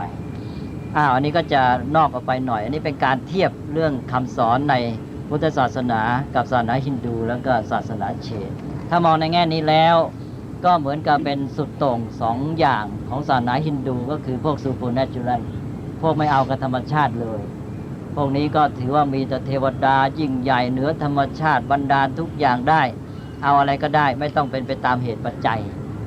แล้วแม้จะมีเรื่องสัตว์อยู่บ้างนะสัตว์เหล่านั้นไม่มีสัตว์ธรรมดาสัตว์เหล่านั้นจะเป็นพาหนะของเทพเจ้าอะไรต่างๆเหล่านั้นไม่ใช่สัตว์ธรรมดาไม่ใช่ชีวิตที่อยู่กันในท่ามกลางธรรมชาติที่มีความสัมพันธ์กับมนุษย์แบบคุณธรรมอะไรต่างๆไม่มีไปคนละแบบไปเลยนี่เป็นความแตกต่างในแบบที่ว่าศาสนาฮินดูนั้นก็ไปเลยเหนือธรรมชาติไปส่วนพวกเชนนั้นก็บอกว่าฉันอยู่ตามธรรมชาติกลายเป็นว่าไม่เอาเรื่องเอาราวไปเลยปล่อยตัวไปจนกระทั่งไม่นุ่งผ้าไปเลยพุทธศาสนานี่ถ้ามองในแง่เทียบกับสองศาสนานี่ก็เห็นความเป็นทางสายกลางแบบง่ายๆอย่างหนึ่งแต่ที่จริงมีความหมายที่ลึกซึ้งลงไปอีกเนี่ยอาตมาก็ยกมาให้ดู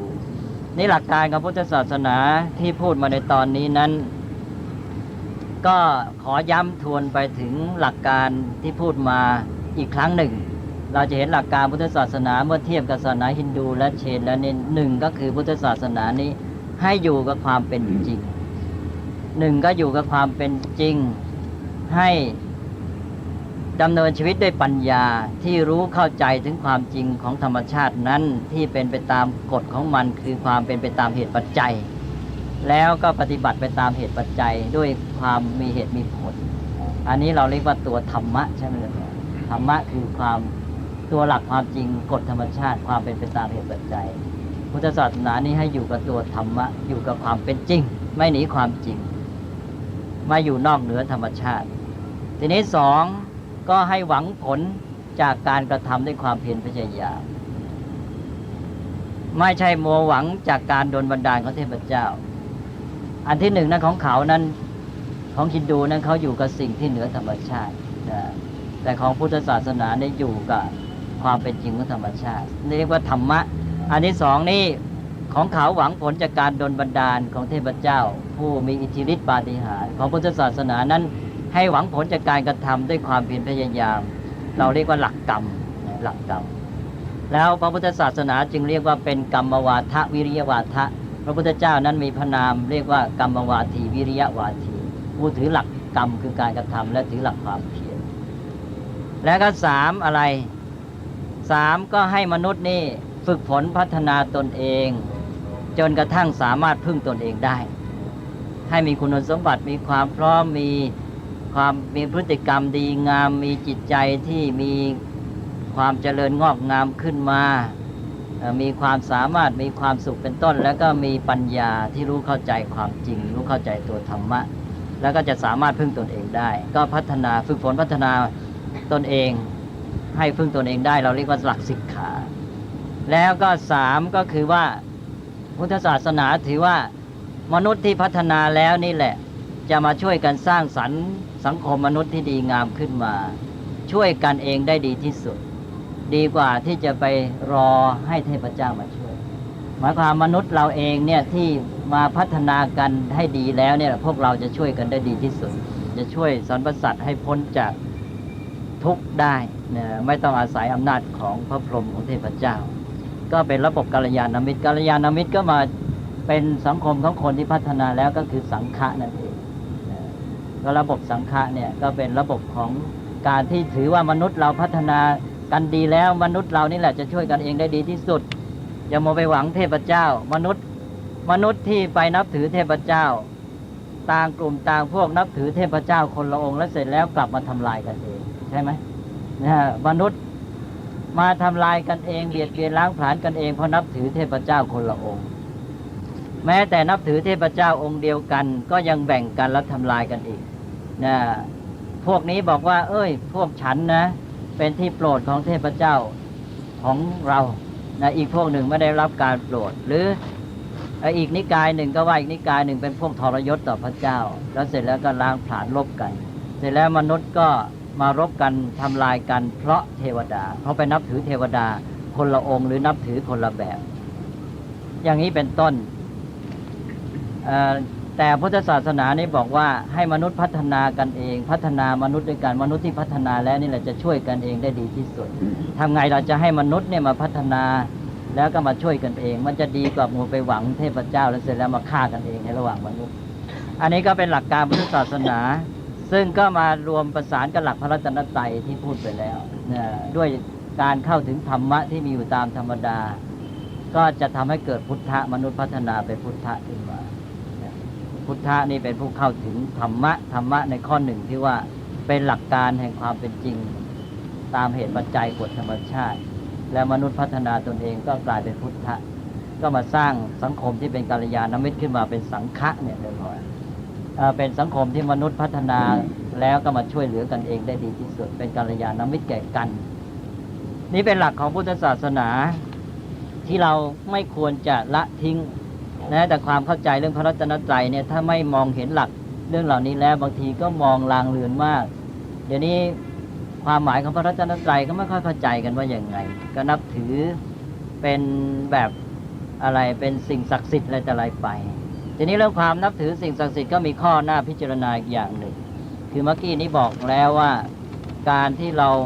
ไปนับถืออย่างพวกเทพเจ้าอะไรต่างๆหวังผลจากการโดนบันดาลของเทพเจ้าเหล่านั้นท่านมีฤทธิ์มีอำนาจเหล่านี้มันก็ทำให้รู้สึกว่าสบายใจดีเหมือนกันเคยบอกว่าเป็นเครื่องกล่อมสิ่งกล่อมใจนี่ความจริงก็ไม่ใช่เสียไปทั้งหมดในพุทธศาสนาเองก็มีเครื่องกล่อมแต่ละขั้นละขั้นแม้แต่สมาธิเองก็เป็นเครื่องกล่อมชนิดหนึ่งแต่ทำอย่างไรเราจะใช้เครื่องกล่อมอย่างรู้เท่าทันและไม่ให้เกิดโทษเครื่องกล่อมนี่กล่อมแล้วมันทำให้สบายใจมันก็อุ่นใจขึ้นมาพออุ่นใจขึ้นมาแล้วมันจะเสียตอนที่ว่าเราก็นอนใจพออุ่นใจแล้วสบายใจก็นอนใจทีนี้มันไม่ใช่นอนใจอย่างเดียวกายมันก็จะนอนด้วยคือไม่ดิ้นรนขนขวายนี้ถ้าหากว่าความนับถือเชื่อถือในสิ่งเหล่านั้นแม้เป็นสิ่งกล่อมแต่ไม่ใช่กล่อมอย่างเดียวมันปลุกใจด้วยทำให้มีกำลังใจเข้มแข็งแล้วเพียรพยายามทำการจริงจังอันนี้ท่านไม่ว่าสำหรับมนุษย์ที่อยู่ในระดับปุถุชนยังต้องการสิ่งที่มาหล่อเลี้ยงจิตใจคืออย่าให้เสียหลักกรรมก็แล้วกันการนับถือสิ่งที่เรียกว่าสิ่งศักดิ์สิทธิ์นั้นถ้าตราบใดยังไม่เสียหลักกรรมแล้วยังไม่ตกจากพุทธศาสนาแต่ถ้าผิดหลักกรรมเมื่อไหร่ก็หลุดจากพุทธศาสนาทันทีหลักกรรมนี้เป็นหลักตัดสินสำหรับมนุษย์เพราะว่ากรรมนี้เป็นตัวธรรมะที่โยงมาหามนุษย์ที่ว่าไม่เสียหลักกรรมอย่างไรคือถ้าเราไปเชื่อเช่นสิ่งศักดิ์สิทธิ์แล้วเราหวังผลจากการดลบันดาลไม่เพียรพยายามกระทำการตามเหตุปัจจัยไม่กระทำการนั่นคือเสียหลักกรรมถ้าเชื่อถือแล้วทำให้มีความมั่นคงในการกระทำมีการทำการเข้มแข็งยิ่งขึ้นมันก็ยังไม่หลุดไปจากหลักกรรมคือยังหวังผลจากการกระทำถ้าเมื่อไรเลิกหวังผลจากการกระทำไปหวังผลจากการโดนบันดาลการอ้อนวอนนอนรอคอยนั้นก็เป็นอันว่าไม่ถือหลักกรรมแล้วถ้ายังหวังผลจากการกระทำด้วยความเพียรพยายามก็ยังมีหลักกรรมอยู่อันนี้เป็นตัวตัดสินที่สำคัญเพราะฉะนั้นชาวพุทธบางทีเรานับถือแม้แต่พระรัตนตรัยแบบสิ่งศักดิ์สิทธิ์เพราะว่ายังเป็นปุถุชนอยู่เพราะให้มีอะไรมาเป็นเครื่องรวมใจคือปุถุชนนี่จะมีลักษณะอ่อนแออย่างหนึ่งคือจิตใจถ้าไปเจออะไรเข้านะที่มันน่าตื่นตระหนกหวาดกลัวเป็นต้นแล้วใจมันจะเสียสมาธิมันจะพร่ามันจะกระวนกระวายใจมันจะรวมไม่ติดเลยทีนี้ถ้าใจมันรวมไม่ติดมันไม่ตั้งมั่นขึ้นแล้วมันก็เสียสิทำอะไรก็ไม่ได้ผลมันกระวนกระวายทุรนทุรายกระสับกระส่ายมันทำอะไรไม่ได้เพราะนั้นต้องหาอะไรมาช่วยรวมใจพอรวมใจให้ตั้งเป็นศูนย์รวมได้พอตั้งหลักตั้งตัวได้มีสมาธิขึ้นมาก็เริ่มทำการได้อันนั้นถ้าสิ่งใดมาช่วยให้จิตมันรวมได้มันก็ยังพออาศัยแต่ว่าขออย่างเดียวคืออย่าให้กล่อมจนกระทั่งว่าอุ่นใจแล้วนอนใจแล้วก็เลยนอนรอถ้าอย่างนั้นแล้วก็ผิดแน่นั้นถ้าหากว่ามันรวมใจให้มีกำลังแล้วเสร็จแล้วเราก็เลยยิ่งมีกำลังใจในการกระทำการด้วยความเพียรมากยิ่งขึ้นอันนี้ก็เรียกว่าไม่เสียหลักกรรม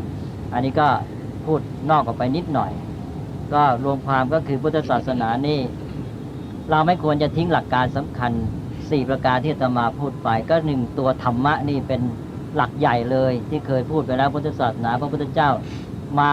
อุบัติขึ้นสิ่งแรกที่พระองค์กระทำก็คือดึงจากเทพสู่ธรรมดึงจากการมองไปที่ปัจจัยภายนอกสิ่งที่เหนือธรรมชาติคือเทพเจ้าที่จะมาดลบันดาลให้มองมาที่ตัวความจริงของธรรมชาติที่เป็นไปตามเหตุปัจจัยแล้วก็แทนที่จะหวังผลจากการไปอ้อนวอนก็ให้มากระทำการด้วยความเพียรพยายามจึงบอกว่าหลักที่หนึ่งคือตัวธรรมะตัวความจริงของธรรมชาติหลักที่สองคือกรรมคือการกระทำของมนุษย์ด้วยความเพียรและหลักที่สามเพื่อให้กระทำการได้ผลแล้วเป็นไปตามเหตุปัจจัยด้วยความรู้ธรรมะก็ต้องพัฒนาคนขึ้นมาก็เป็นสิกขาเป็นข้อที่สามแล้วก็เมื่อมนุษย์พัฒนาได้สิกขาขึ้นมาแล้วมนุษย์ก็จะมาเป็นกัลยาณมิตรกันและช่วยกันสร้างสรรค์สังคมที่ดีงามขึ้นมาได้เนี่ยหลักการอันนี้เดิมแต่ว่ามันชาวพุทธเราถ้าไม่มั่นเราก็จะเอียงแล้วก็จะพลาดแล้วก็จะเขวออกไปได้เนี่ยอาตมาวันนี้ก็เลยยกเรื่องนี้ขึ้นมาพูดย้ำขึ้นไว้อีกครั้งหนึ่งก็ถือว่าเรื่องถ้ำอชันตาเอโลล่านี่ก็มีคติธรรมที่สำคัญในทำนองที่กล่าวมาเนี้ยในความเสื่อมความเจริญพุทธศาสนาก็อาจจะมีความเกี่ยวข้องกับเรื่องเหล่านี้ด้วยแต่อย่างน้อยเราก็ควรจะทราบความแตกต่างระหว่างพุทธศาสนาศาสนาฮินดูนี้ในเรื่องเหล่านี้ก็มีสิ่งที่ซ่อนอยู่อย่างที่พูดไปแล้วว่าพุทธศาสนายุคแรกนี่เป็นเถรวาทแล้วก็ต่อมายุคหลังเป็นมหายานสิ่งที่จะเห็นได้ชัดในระหว่างพุทธศาสนาเป็นเถรวาทกับมหายานหนึ่งก็คือว่าในพุทธศาสนาเถรวาทยุคแรกนั้นไม่มีพระพุทธรูปในสมัยพระเจ้าอโศกมหาราชนั้นไม่มีพระพุทธรูปเพราะว่านับถือมากคือชาวอินเดียแต่โบราณนั้นนับถือพระพุทธเจ้ามากจนไม่กล้าสร้างรูปไม่ใช่หมายความว่ารังเกียจรูปหรืออะไรนะเรื่องว่าคือว่าเคารพมากจนไม่กล้าสร้างรูปทีนี้เกิดมีประเพณีของพวกกรีกที่สืบสายมาจากพระเจ้าอเล็กซานเดอร์แม่ทัพต่างๆที่พระเจ้าอเล็กซานเดอร์ทิ้งไว้แล้วมาเป็นมหากษัตริย์ปกครองดินแดนถิ่นแคว้นต่างๆในอินเดียสืบกันมาพวกกรีกพวกหนึ่งก็มีความนิยมมาจากแนววัฒนธรรมเดิมของตนเองในการสร้างรูปเคารพสร้างรูปปั้นอะไรต่างๆก็เลยสร้างพระพุทธรูปขึ้นมาก็ประมาณกันว่าในราวพ.ศ. 500ก็เริ่มมีการสร้างพระพุทธรูปขึ้นมาตามแบบกรีกทีนี้ถ้ำของเถรวาทนั้นเมื่อกี้นี้บอกแล้วว่าสร้างประมาณพ.ศ. 350ถึง500หรือ550ในยุคนั้น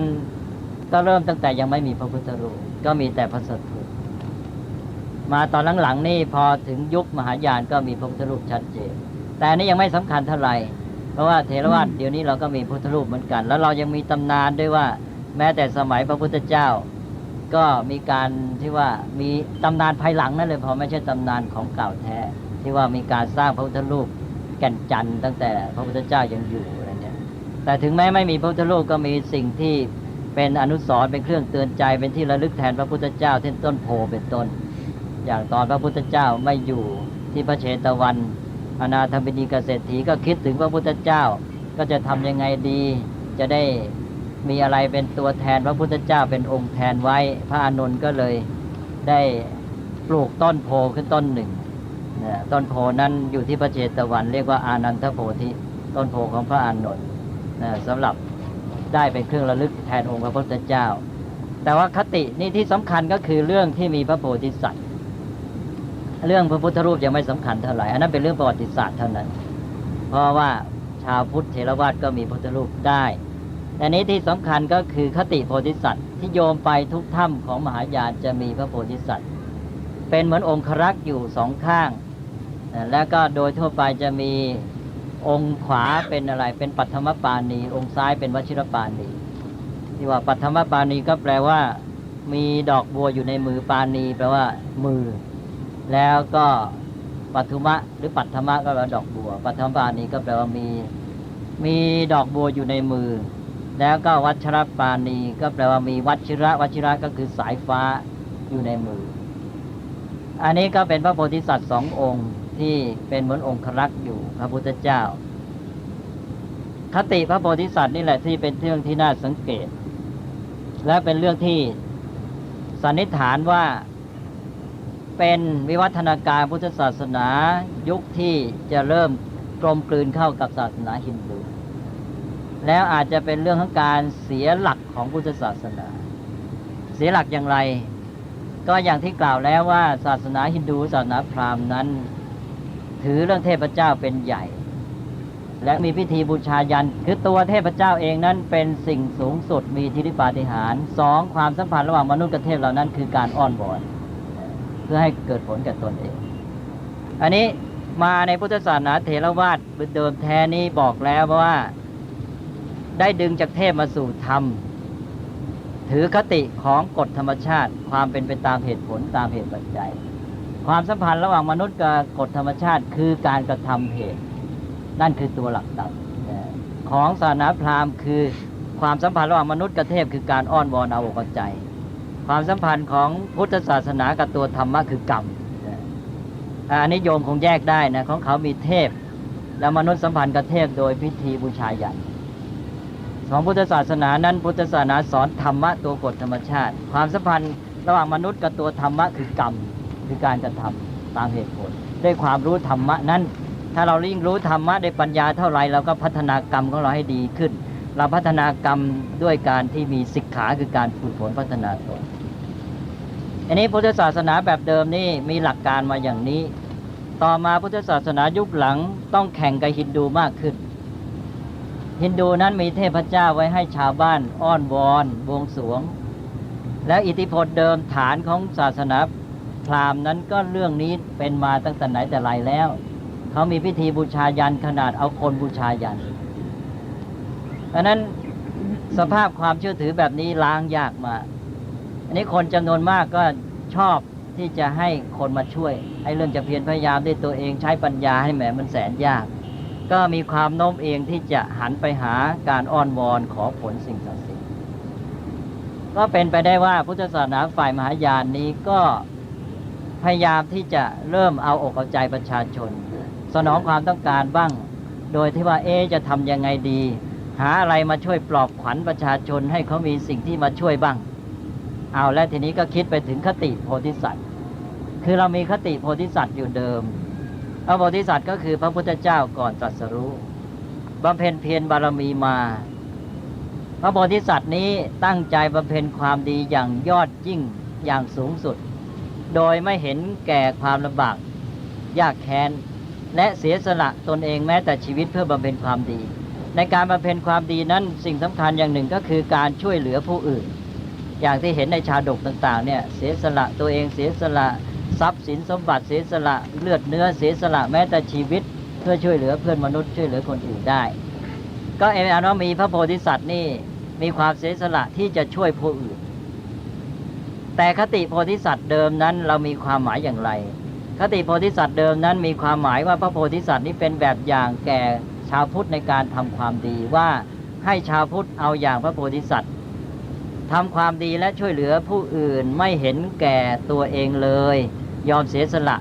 แม้แต่ชีวิตของตัวเองเพื่อทำความดีและเพื่อช่วยเหลือผู้อื่นได้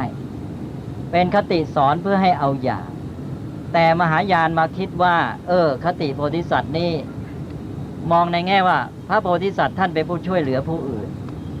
มนุษย์เราหวังความช่วยเหลือเราก็ไปหาพระโพธิสัตว์ให้ท่านช่วยได้ตกลงก็เลยมีคติโพธิสัตว์ขึ้นมาแต่ว่าพระโพธิสัตว์ที่เราพูดถึงทั่วไปคือพระโพธิสัตว์ของพระพุทธเจ้าที่ตรัสรู้แล้วพระโพธิสัตว์นั้นก็สิ้นชีวิตไปแล้วใช่ไหมโพธิสัตว์นั้นสิ้นไปหมดแล้วพระโพธิสัตว์ของเถรวาทนี่ก็มุ่งเอาสำหรับพระโพธิสัตว์ของพระพุทธเจ้าองค์ปัจจุบันซึ่งได้ทำความดีไว้เป็นแบบอย่างให้เราทำอย่างนั้นบ้างแต่ท่านสิ้นชีวิตไปหมดแล้วแม้แต่พระพุทธเจ้าองค์นี้ก็สิ้นชีวิตปรินิพพานไปแล้วเราจะทำยังไงล่ะให้มีพระโพธิสัตว์ที่ช่วยอยู่ก็เอาหลักการมาว่าพระพุทธเจ้านี่มีได้เรื่อยไปพระพุทธเจ้าที่จะมาตรัสรู้ข้างหน้าก็ยังบำเพ็ญบารมีเป็นโพธิสัตว์อยู่เพราะฉะนั้นก็ยังช่วยเหลือสัตวโลกอยู่ถ้าอย่างนั้นเราก็เอาพระโพธิสัตว์ของพระพุทธเจ้าที่จะมาตรัสรู้ข้างหน้ามาสิจะได้มาช่วยมนุษย์ในปัจจุบันได้ก็ตกลงก็เลยมหายานก็ไม่เอาพระโพธิสัตว์ของพระพุทธเจ้าองค์ปัจจุบันแล้วไปเอาพระโพธิสัตว์ที่ยังไม่ตรัสรู้ยังไม่เป็นพุทธะที่ยังมีอยู่ซึ่งยังบำเพ็ญบารมีอยู่นี่เอามาให้นับถือจะได้มาช่วยเหลือคนอื่นได้ตอนนี้ก็เหมือนกับว่าทางพุทธศาสนามหายานนี้มีคู่แข่งที่จะมาชดเชยความเชื่อที่จะอ้อนวอนเทพเจ้าใช่ไหมเลยมีพระโพธิสัตว์มาช่วยเหลือสัตว์ทั้งหลายที่ต้องการความช่วยเหลือ พระโพธิสัตว์เช่นอย่างพระอวโลกิเตศวรเต็มไปด้วยพระมหากรุณาท่านจะมาช่วยเราเพราะนั้นเราก็ไปขอร้องไปอ้อนวอนท่านก็มาช่วยเหลือคุณไม่ต้องไปอ้อนวอนเทพเจ้าฮินดูนะไม่ต้องไปอ้อนวอนพระพรหมไม่ต้องไปอ้อนวอนพระนารายณ์มาหาพระโพธิสัตว์ก็ได้พระโพธิสัตว์ก็ช่วยได้เอาแล้วฮินดูพุทธศาสนามหายานมีพระโพธิสัตว์มาแข่งกับฮินดูแข่งกับเทพเจ้าแต่แข่งของพุทธนี่มันแข่งไม่ได้เต็มที่เพราะว่าเทพเจ้าของฮินดูนั้นเขาแสดงกิเลสได้เต็มที่โลภะโทสะนี่เต็มที่เลยใช้ฤทธิ์ประหัตประหารคนอื่นทีนี้มนุษย์ที่เป็นปุถุชนนี่มันอยากจะทำร้ายผู้อื่นบ้างอะไรบ้างใช่ไหมเรื่องก่อนอาศัยเทพเจ้ามาช่วยมันก็จะมาได้ลบกันช่วยกันสู้กันเอากันให้เต็มที่แต่มหาพระโพธิสัตว์นี้ท่านมีคุณธรรมท่านไม่ทำสิ่งที่ร้ายมีแต่เมตตากรุณาเพราะฉะนั้นการอ้อนวอนโพธิสัตว์นี่ก็ไม่สามารถจะแทนเทพเจ้าของฮินดูได้จริงเพราะยังจำกัดอยู่ด้วยคุณธรรมมีเมตตากรุณาช่วยแต่เรื่องคุณธรรมเรื่องของมหากรุณาเท่านั้นแต่ว่าตอนนี้เท่ากับเสียหลักแล้วคติโพธิสัตว์เดิมนั้นคือการเป็นแบบอย่างให้ชาวพุทธทุกคนจะต้องทำความดีอย่างนั้นเสียสละตนเองได้เพื่อทำความดีอย่างเต็มที่แต่กลายเป็นว่าตอนนี้เราเห็นว่ามีพระโพธิสัตว์ไปช่วยเราแล้วเราไปขอความช่วยเหลือจากพระโพธิสัตว์เราไม่ต้องทำอันนี้แหละมันพลิกเลยความหมายของพระโพธิสัตว์ขอให้เรามาดูปัจจุบันนี้ที่นับถืออย่างเจ้าแม่กวนอิมเนี่ยเรานับถือกวนอิมก็คือพระโพธิสัตว์อวโลกิเตศวรอวโลกิเตศวรนั้นเป็นพระโพธิสัตว์เดิมที่มีในอินเดียแล้วก็ไปจีนก็แปลเป็นจีนแล้วสับกล่อนเหลือแค่กวนอิมก็อวโลกิเตศวรอันเดียวกันแล้วก็เพศก็กลายเป็นหญิงไปด้วยตำนานเคยเล่าหลายครั้งและเคยเล่าว่าตำนานหลายตำนานหนึ่งว่าครั้งหนึ่งพระราชธิดาพระเจ้ากรุงจีนนั้นประชวรหนักแล้วก็ไม่มีแพทย์หลวงแพทย์ราชที่ไหนจะรักษาได้ก็เลยร้อนถึงพระอวโลกิเตศวรกวนอิมนี่จะมาช่วยรักษาทีนี้ว่าในราชสำนักนั้นผู้ชายเข้าไปไม่ได้พระอวโลกิเตศวรก็เลยต้องแปลงร่างเป็นสตรีแล้วก็เข้าไปรักษาพระราชธิดาพระเจ้ากรุงจีนให้หายแล้วเสร็จแล้วแปลงร่างกลับไม่ได้ก็เลยเป็นผู้หญิงสืบมาก็ว่าอย่างนี้เลยว่าแต่ว่ารวมแล้วก็คือเป็นคติของการที่ว่าไปอ้อนวอนขอผลถ้าเราไม่ละวังหลักของพุทธศาสนาเนี่ยก็จะไปโน้มเอียงไปทางศาสนาฮินดูมหายานนี้ก็ได้เสียหลักไปแล้วการที่เสียหลักอันนี้ก็น่าจะเป็นส่วนสำคัญอันหนึ่งที่ทำให้กลืนกับศาสนาฮินดูได้ต่อมาการที่ไปเสียหลักจากการที่ใช้ความเพียรพยายามทำกรรมดีอะไรต่างๆด้วยวิริยะอุตสาหะเนี่ยก็เลยไปเป็นลัทธิอ้อนวอนขอผลอะไรต่างๆไปใกล้กับศาสนาฮินดูไปมาฮินดูเอาพระพุทธเจ้าเป็นพระนารายณ์ปางที่9เป็นพระนารายณ์อวตารเลยเดี๋ยวนี้ก็ฮินดูก็สร้างเทวาลัยแล้วก็เขาวางรูปพระนารายณ์ไว้ตรงกลางแล้วเขาเอารูปพระพุทธเจ้าไปวางไว้ข้างๆเป็นบริวารอันนี้ก็เป็นเรื่องของวิวัฒนาการซึ่งอาจจะมีความสัมพันธ์กับเรื่องที่มีในถ้ำที่อาชันต้าเอโรราด้วยก็เป็นได้แต่ว่าอันนี้อาตมาก็เล่าไปโดยสัมพันธ์กับเรื่องประวัติศาสตร์พุทธศาสนาทั่วไปอันนี้เรื่องของการหวังฤทธิ์ปาฏิหาริย์นี้ก็มาเห็นได้จากพุทธศาสนาที่เจริญสืบมาทีนี้ก็ขอย้อนไปพูดถึงพุทธศาสนาโดยประวัติส่วนรวมในอินเดียทั้งหมดอีกครั้งหนึ่งว่าพุทธศาสนาในอินเดียนี้ก็แบ่งได้เป็นยุคแรกประมาณ500ปีแรกนี่เป็นยุคของพุทธศาสนาแบบเถรวาทรุ่งเรืองพุทธศาสนาแบบที่มาถึงเราเนี่ยพุทธศาสนาเถรวาทรุ่งเรืองอยู่ประมาณ500ปีแล้วต่อจากนั้นก็เป็นยุคของมหายานตั้งแต่พศประมาณหลัง500ไปจนกระทั่งถึงพศ1000เป็นมหายานแบบที่ยังดีอยู่พอสมควรแล้วพอหลังพศ1000ก็เริ่มเกิดพุทธศาสนามหายานแบบลัทธิตันตระลัทธิตันตระนี่ก็จะมีเรื่องมนต์เรื่องเวทมนต์คาถามากแล้วมาถึงพศหลังพศ1500ก็เป็นตันตระยุคเสื่อมโทรมมากทรามมากจนกระทั่งถึงมีพระพุทธเจ้าก็มีคอนสอร์ตมีชายาอะไรทำนองนั้นน่ะมีนางตารามีอะไรต่างๆเหล่านี้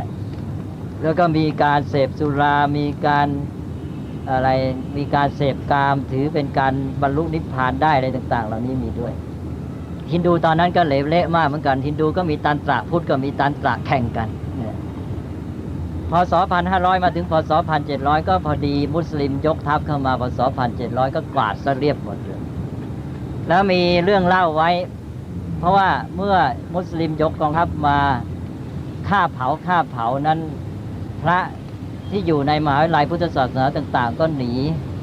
ที่ถูกฆ่าก็ฆ่าไปที่หนีได้ก็ไปลงเรือไปพม่าแล้วก็ที่หนีขึ้นเหนือก็ไปเนปาลไปทิเบตแล้วไปมีหลักฐานอยู่ที่ทิเบตเล่าถึงเรื่องของการตอนที่ว่าจะนารันทาหรือมหาวิทยาลัยพุทธศาสนาแถบนั้นถูกทำลายเนี่ยตอนที่กองทัพมุสลิมจะยกเข้ามาเนี่ยก็มีเรื่องเล่าถึงความเชื่ออิทธิปาฏิหาริย์เรื่องเวทมนต์อย่างพระองค์หนึ่งนี่แหมมีเวทมนต์คาถาขลังพอเดี๋ยวกองทัพมันมานะฉันจะใช้พัดนี่โบกกองทัพมันจะแตกกระพ่ายกระจัดกระจายกระเจิงไปหมดนี่ว่านี่มีเรื่องยังค้างอยู่หลักฐานนี่อยู่ที่ทิเบตแสดงว่าตอนนั้นพุทธศาสนาได้เสื่อมโทรมมีความเชื่อในเรื่องของไสยศาสตร์เรื่องของเวทมนต์คาถาอะไรต่างๆมนตรญาณตอนนั้นตันตระนี่ก็มีเรื่องมนตรญาณด้วยเขาเรียกมนตรญาณเลยนะเรื่องชื่อพุทธศาสนาแบบมนตรญาณก็ลัทธิเวทมนต์ก็ถือว่าสามารถบรรลุไปถึงจุดหมายได้ด้วยเวทมนต์ในพุทธศาสนาก็เสื่อมไปถึงขนาดนี้ก็เรียกว่ากลืนกับศาสนาฮินดูได้มากมายแล้วก็เชื่อเรื่องอิทธิปาฏิหาริย์เรื่องของเวทมนต์อะไรต่างๆเหล่านี้อันนี้อาตมาว่าเป็นคติสอนใจชาวพุทธที่ดีเราต้องมีเกณฑ์ในการที่จะนับถือสิ่งที่ศักดิ์สิทธิ์อย่างชาวพุทธเชื่อพระรัตนตรัยแบบสิ่งศักดิ์สิทธิ์นี้เราจะต้องมีเกณฑ์อย่างที่ว่าแล้วความศักดิ์สิทธิ์ในพุทธศาสนาหนึ่งต้องไม่ให้เสียหลักกรรมคือหมายความว่าถ้าเชื่อแล้วเป็นเครื่องรวมใจให้เกิดสมาธิตั้งมั่นได้ใจหายกระวนกระวายหายกระสับกระส่ายแล้วก็มีสมาธิตั้งใจกระทำการด้วยความเข้มแข็งจริงจังนี่เรียกว่าไม่เสียหลักกรรมก็พอใช้ได้สองไม่เสียหลักสิกขาคือไม่เสียหลักการพัฒนาตนเมื่อนับถืออย่างนี้แล้วต้องไม่เลิกพัฒนาตัวเองไม่ไปฝากความหวังไว้ฝากชะตาไว้กับอิทธิฤทธิปาฏิหาริย์เหล่านั้นจนกระทั่งว่าไม่ได้คิดว่าตัวจะต้องทำอะไรและจะต้องทำอะไรกับตัวเองอันนี้จะเป็นหลักที่ทิ้งไม่ได้และสามก็คือความศักดิ์สิทธิ์ในพุทธศาสนาอยู่ที่คุณธรรมและความบริสุทธิ์ไม่ใช่ว่าศักดิ์สิทธิ์แบบฤทธิ์ของเทพเจ้าที่เต็มไปด้วยกิเลสโลภะโทสะแต่พุทธศาสนานี่ความศักดิ์สิทธิ์ของพระพุทธเจ้าอยู่ที่ความบริสุทธิ์และเราก็ใช้หลักที่อาตมาเคยพูดไปแล้วว่าเราใช้อธิษฐานแทนการอ้อนวอนและอธิษฐานในความหมายของเราก็คือการตั้งใจเด็ดเดี่ยวที่จะทำการอะไร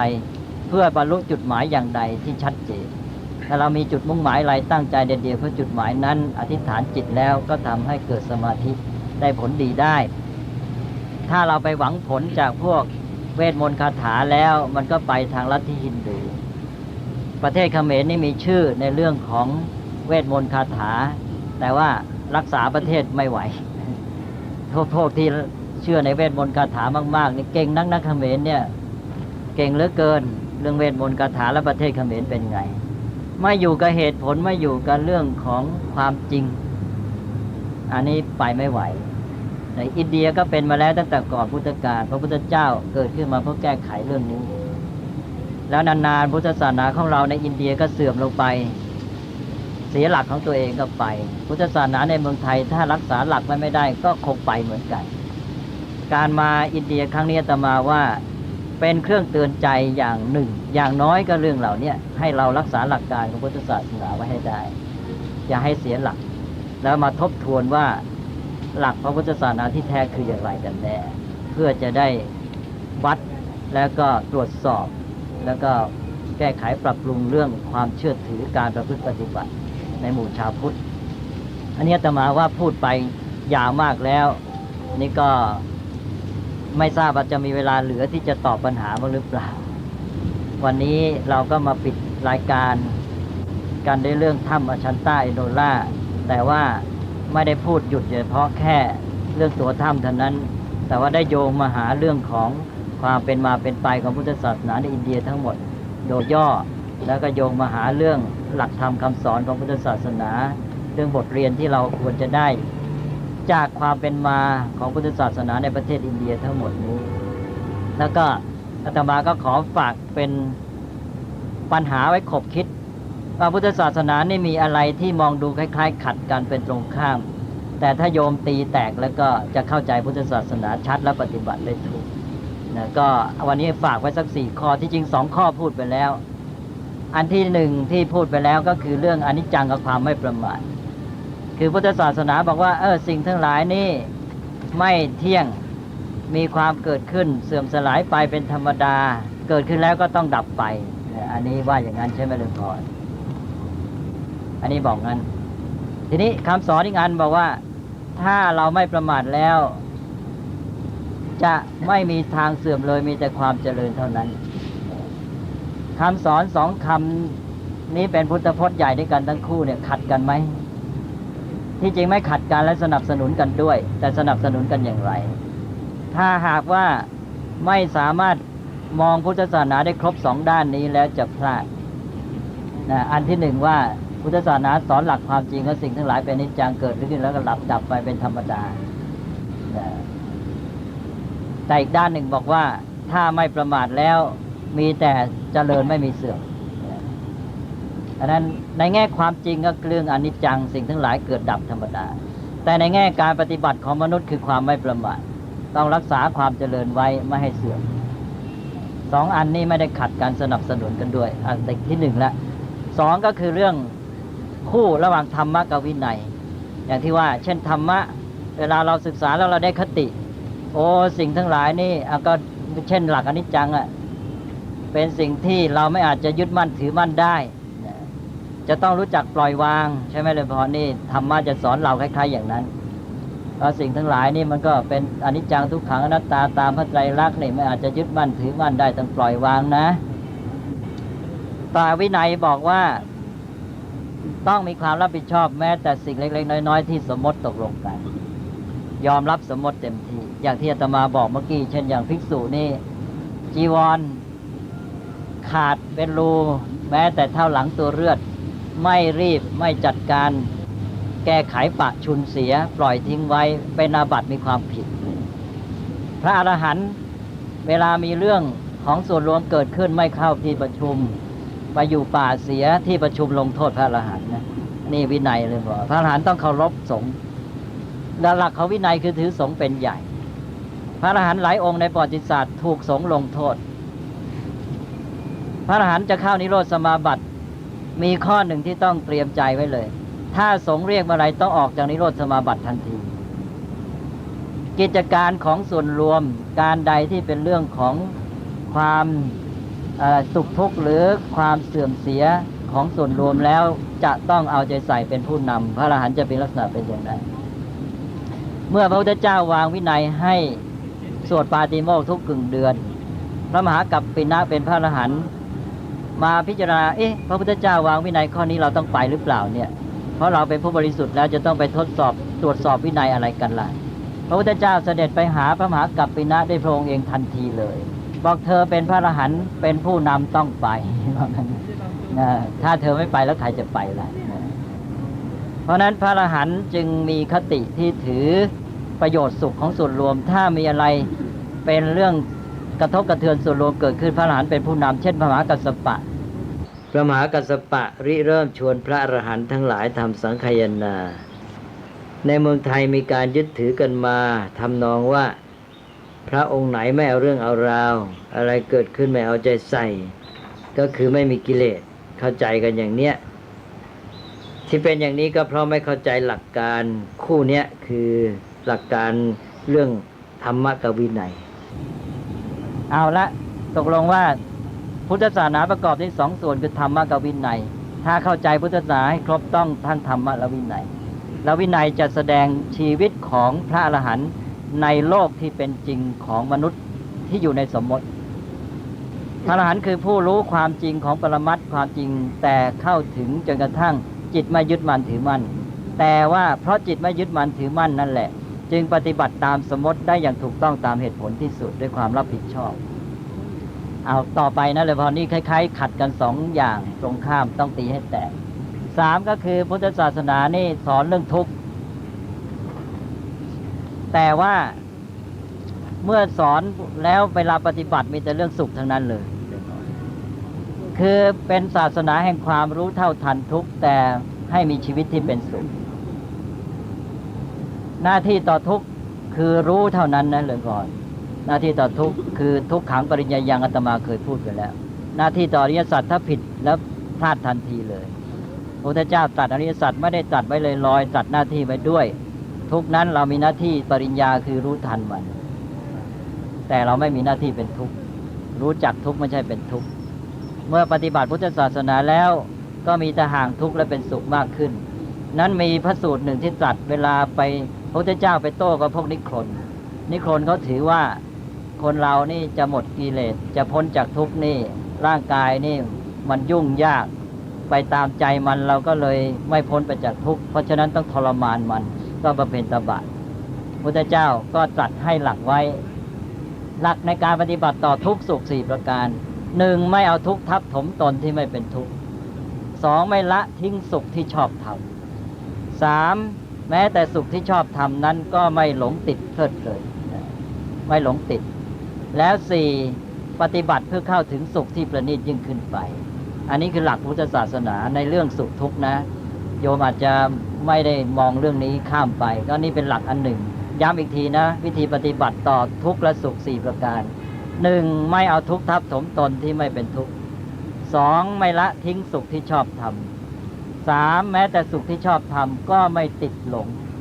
4. ปฏิบัติเพื่อเข้าถึงความสุขที่ประณีตยิ่งขึ้นไปจะต่อก็ได้บอกจนถึงบรมสุขคือนิพพานนะอันนี้ก็ว่าไปตามลำดับอันนี้เรื่องสุขเรื่องทุกข์ก็ตีให้แตกว่ามันคล้ายๆขัดกันแต่ที่จริงอันเดียวกันและอีกข้อหนึ่งก็คือเรื่องอัตตานัตตาพุทธศาสนาสอนว่าถ้าเราพูดเป็นภาษาธรรมดาแค่ว่าอัตตาที่ไม่มีนั้นท่านสอนให้พัฒนาไปเถิดจะประสบพบสิ่งที่เลิศประเสริฐยิ่งนะอัตตาที่ไม่มีนะให้พัฒนามันไปเถิดแล้วจะได้พบสิ่งที่เลิศประเสริฐยิ่งแต่อัตตามีขึ้นเมื่อไหร่เป็นปัญหาทุกทีนะฮะเกิดอัตตาขึ้นมาเมื่อไหร่ยุ่งทุกทีมีปัญหานะเกิดทุกข์เกิดการกระทบกระทั่งอะไรต่างๆแต่อัตตาที่ไม่มีนะใช้มันเถิดได้เต็มที่เลยพุทธศาสนานี่คำสอนว่าได้อัตตาหรือตัวตนนี่มากมายเหลือเกินอัตตาหิอัตโนนาโถตนเป็นที่พึ่งของตนอะไรอัตตาอะไรต่างๆอัตตีปาตัดสรณาจงมีตนเป็นที่พึ่งจงมีตนเป็นเกาะอะไรเนี่ยตนเยอะพุทธศาสนาสอนในระดับตนสมมติเนี่ยที่มันไม่มีนี่แหละพุทธศาสนาพูดเต็มที่เลยให้ใช้ให้ปฏิบัติให้พัฒนามันเป็นประโยชน์ดีเหลือเกินพุทธศาสนาท่านไม่ได้มาเที่ยวพูดยุ่งในระดับสมมติว่าไม่มีอัตตาหรอกแต่ว่าอัตตาในระดับปรมัตถ์เนี่ยท่านให้รู้เท่าทันว่ามันไม่ได้เป็นของจริงแล้วถ้ามันมีขึ้นมาอะไรเกิดยึดถือขึ้นมาอะไรไอ้การยึดถือนั้นเกิดโทษทุกทีเลยเกิดปัญหาจึงบอกว่าอัตตาที่ไม่มีนั้นพัฒนาไปเถิดจะประสบสิ่งที่เลิศประเสริฐยิ่งแต่อัตตามีเมื่อไรเกิดปัญหาทุกทีอันนี้ก็ตีให้แตกด้วยวันนี้ก็อาตมาก็พูดมาก็เลยไปอีกซะเยอะเลยว่าจะพูดปริศนาทิ้งไว้นิดหน่อยก็อธิบายซะยืดยาวก็คิดว่าวันนี้ก็พูดมาใช้เวลาของโยมมากมายแล้วความจริงก็มีโยมบางท่านฝากคำถามใส่ย่ามไว้ให้ตอบด้วยแต่ก็คิดว่าไม่มีเวลาที่จะตอบเลยแล้วเพราะว่ามันเป็นเวลาที่สมควรที่โยมจะได้รับประทานอาหารแล้วก็พักผ่อนกันบ้างนั้นในโอกาสนี้อาตมาก็ขออนุโมทนาโยมทุกท่านอีกครั้งหนึ่งที่ได้มีจิตศรัทธามาด้วยความเลื่อมใสแล้วก็มีจิตใจเป็นบุญเป็นกุศลมาจาริกเรียกว่าเป็นบุญญาจาริกคือจาริกที่เป็นบุญเพื่อมานมัสการสังเวชนียสถานทั้ง4ตำบลและนอกจากนั้นก็ยังได้ไปเยือนสถานที่สำคัญในทางพุทธศาสนาที่เชตวันสาวัตถีแล้วก็ตลอดจนกระทั่งมาลงท้ายที่ถ้ำอชันต้าเอโลล่านี้ก็โยมก็ได้รู้ได้เห็นสิ่งต่างๆที่เกี่ยวเนื่องกับพระพุทธเจ้าและประวัติศาสตร์ของพุทธศาสนาพอสมควรถ้าเราได้น้อมนำโยงเอาเรื่องสิ่งที่เราได้ผ่านวันนี้มาบรรจบกับเรื่องของหลักการของพุทธศาสนาประกอบด้วยความรู้เข้าใจเกี่ยวกับความเป็นมานั้นก็คิดว่าจะได้คติธรรม จะได้ความรู้ที่เป็นประโยชน์และได้บทเรียนต่างๆ ที่จะไปใช้ในการปฏิบัติ จะเป็นส่วนชีวิตของตนก็ตามหรือในการดำรงพุทธศาสนา เพื่อประโยชน์สุขแก่ประเทศชาติสังคม และมนุษยชาติทั้งปวงก็ตาม ก็จะเป็นสิ่งที่นำไปใช้ได้มีผลดีทั้งสิ้นอาตมาภาพก็ขออนุโมทนาด้วย แล้วก็ด้วยการที่โยมญาติมิตรทุกท่านมีจิตศรัทธาเป็นบุญเป็นกุศลนี้ ก็ขอให้ทุกท่านได้ประสบแต่สิ่งที่ดีงามเป็นมงคลยิ่งขึ้นไป อย่างน้อยก็ให้ได้เจริญด้วยปีติความอิ่มใจปราบปลื้มใจในการเดินทางมาจาริกได้ทำพุทธบูชาธรรมบูชาสังฆบูชาครั้งนี้ แล้วก็ขอให้บุญที่เจริญขึ้นในจิตใจขอให้ปีติที่ตั้งขึ้นในจิตใจและเนี้ยจงเจริญเพิ่มพูนขึ้นนำมาซึ่งความสุขในเบื้องหน้ายิ่งขึ้นไปขอทุกท่านจงได้เจริญด้วยจตุรพิธพรชัยมีความเจริญก้าวหน้าประสบความสำเร็จในการดำเนินชีวิตและในการประกอบกิจหน้าที่การงานให้บรรลุประโยชน์สุขทั้งแก่ตนและแก่สังคมและจงได้มีความร่มเย็นงอกงามในร่มพระบารมีของพระพุทธเจ้าในพระพุทธศาสนานี้โดยทั่วกันทุกท่านตลอดกาลทุกเมื่อเทอญ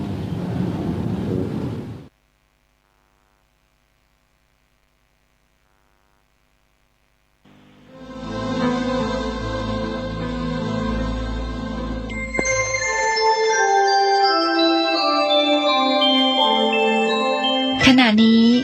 ท่านกำลังฟังสถานีวิทยุกระจายเสียง FM 104.5 เมกะเฮิรตซ์